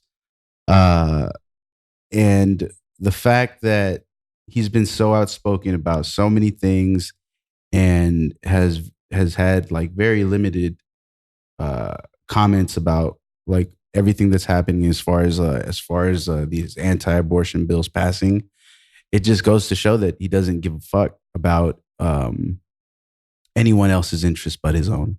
So I'm really hoping that with these next elections, like people make the right choices. They don't necessarily have to be on the side of any specific candidates, just as long as it isn't Trump, honestly, because he's had very very little apathy or interest in anything that wasn't his own. I was reading something that said that he has spent about 30% of his time as president vacationing, when he was very outspoken with our previous president or presidents in general, saying all these people are just taking their time off and doing what they want to do. But he's shown it that he doesn't really give a fuck about being president, or even being present. So he's just not. He's more interested in his businesses than he is in the country, and he's treating this country like it's his endless fund for setting up his future and his children's future, and his priority should be America, or the United States of America, because this is the United States of America. God damn it! From river to river, from waterfall to waterfall, ocean to ocean. Trickling down. And this has been none of our business. That's my soapbox talk. Ladies and gentlemen, we have reached the end of episode 27 of the None of Our Business podcast. With Melissa.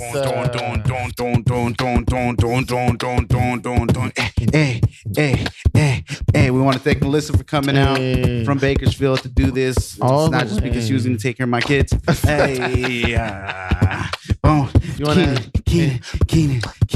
Boom. It doesn't work. Nope. Ain't nobody even doing a damn thing. Like, you guys are all looking like, what's next? What's going on? Let's go eat. Oh, there you go. Oh, eat your woman out. Suck your man's dick. Right. Go pee. And piss before the cast starts. All right. Great. Love you. Bye. Great. Bye.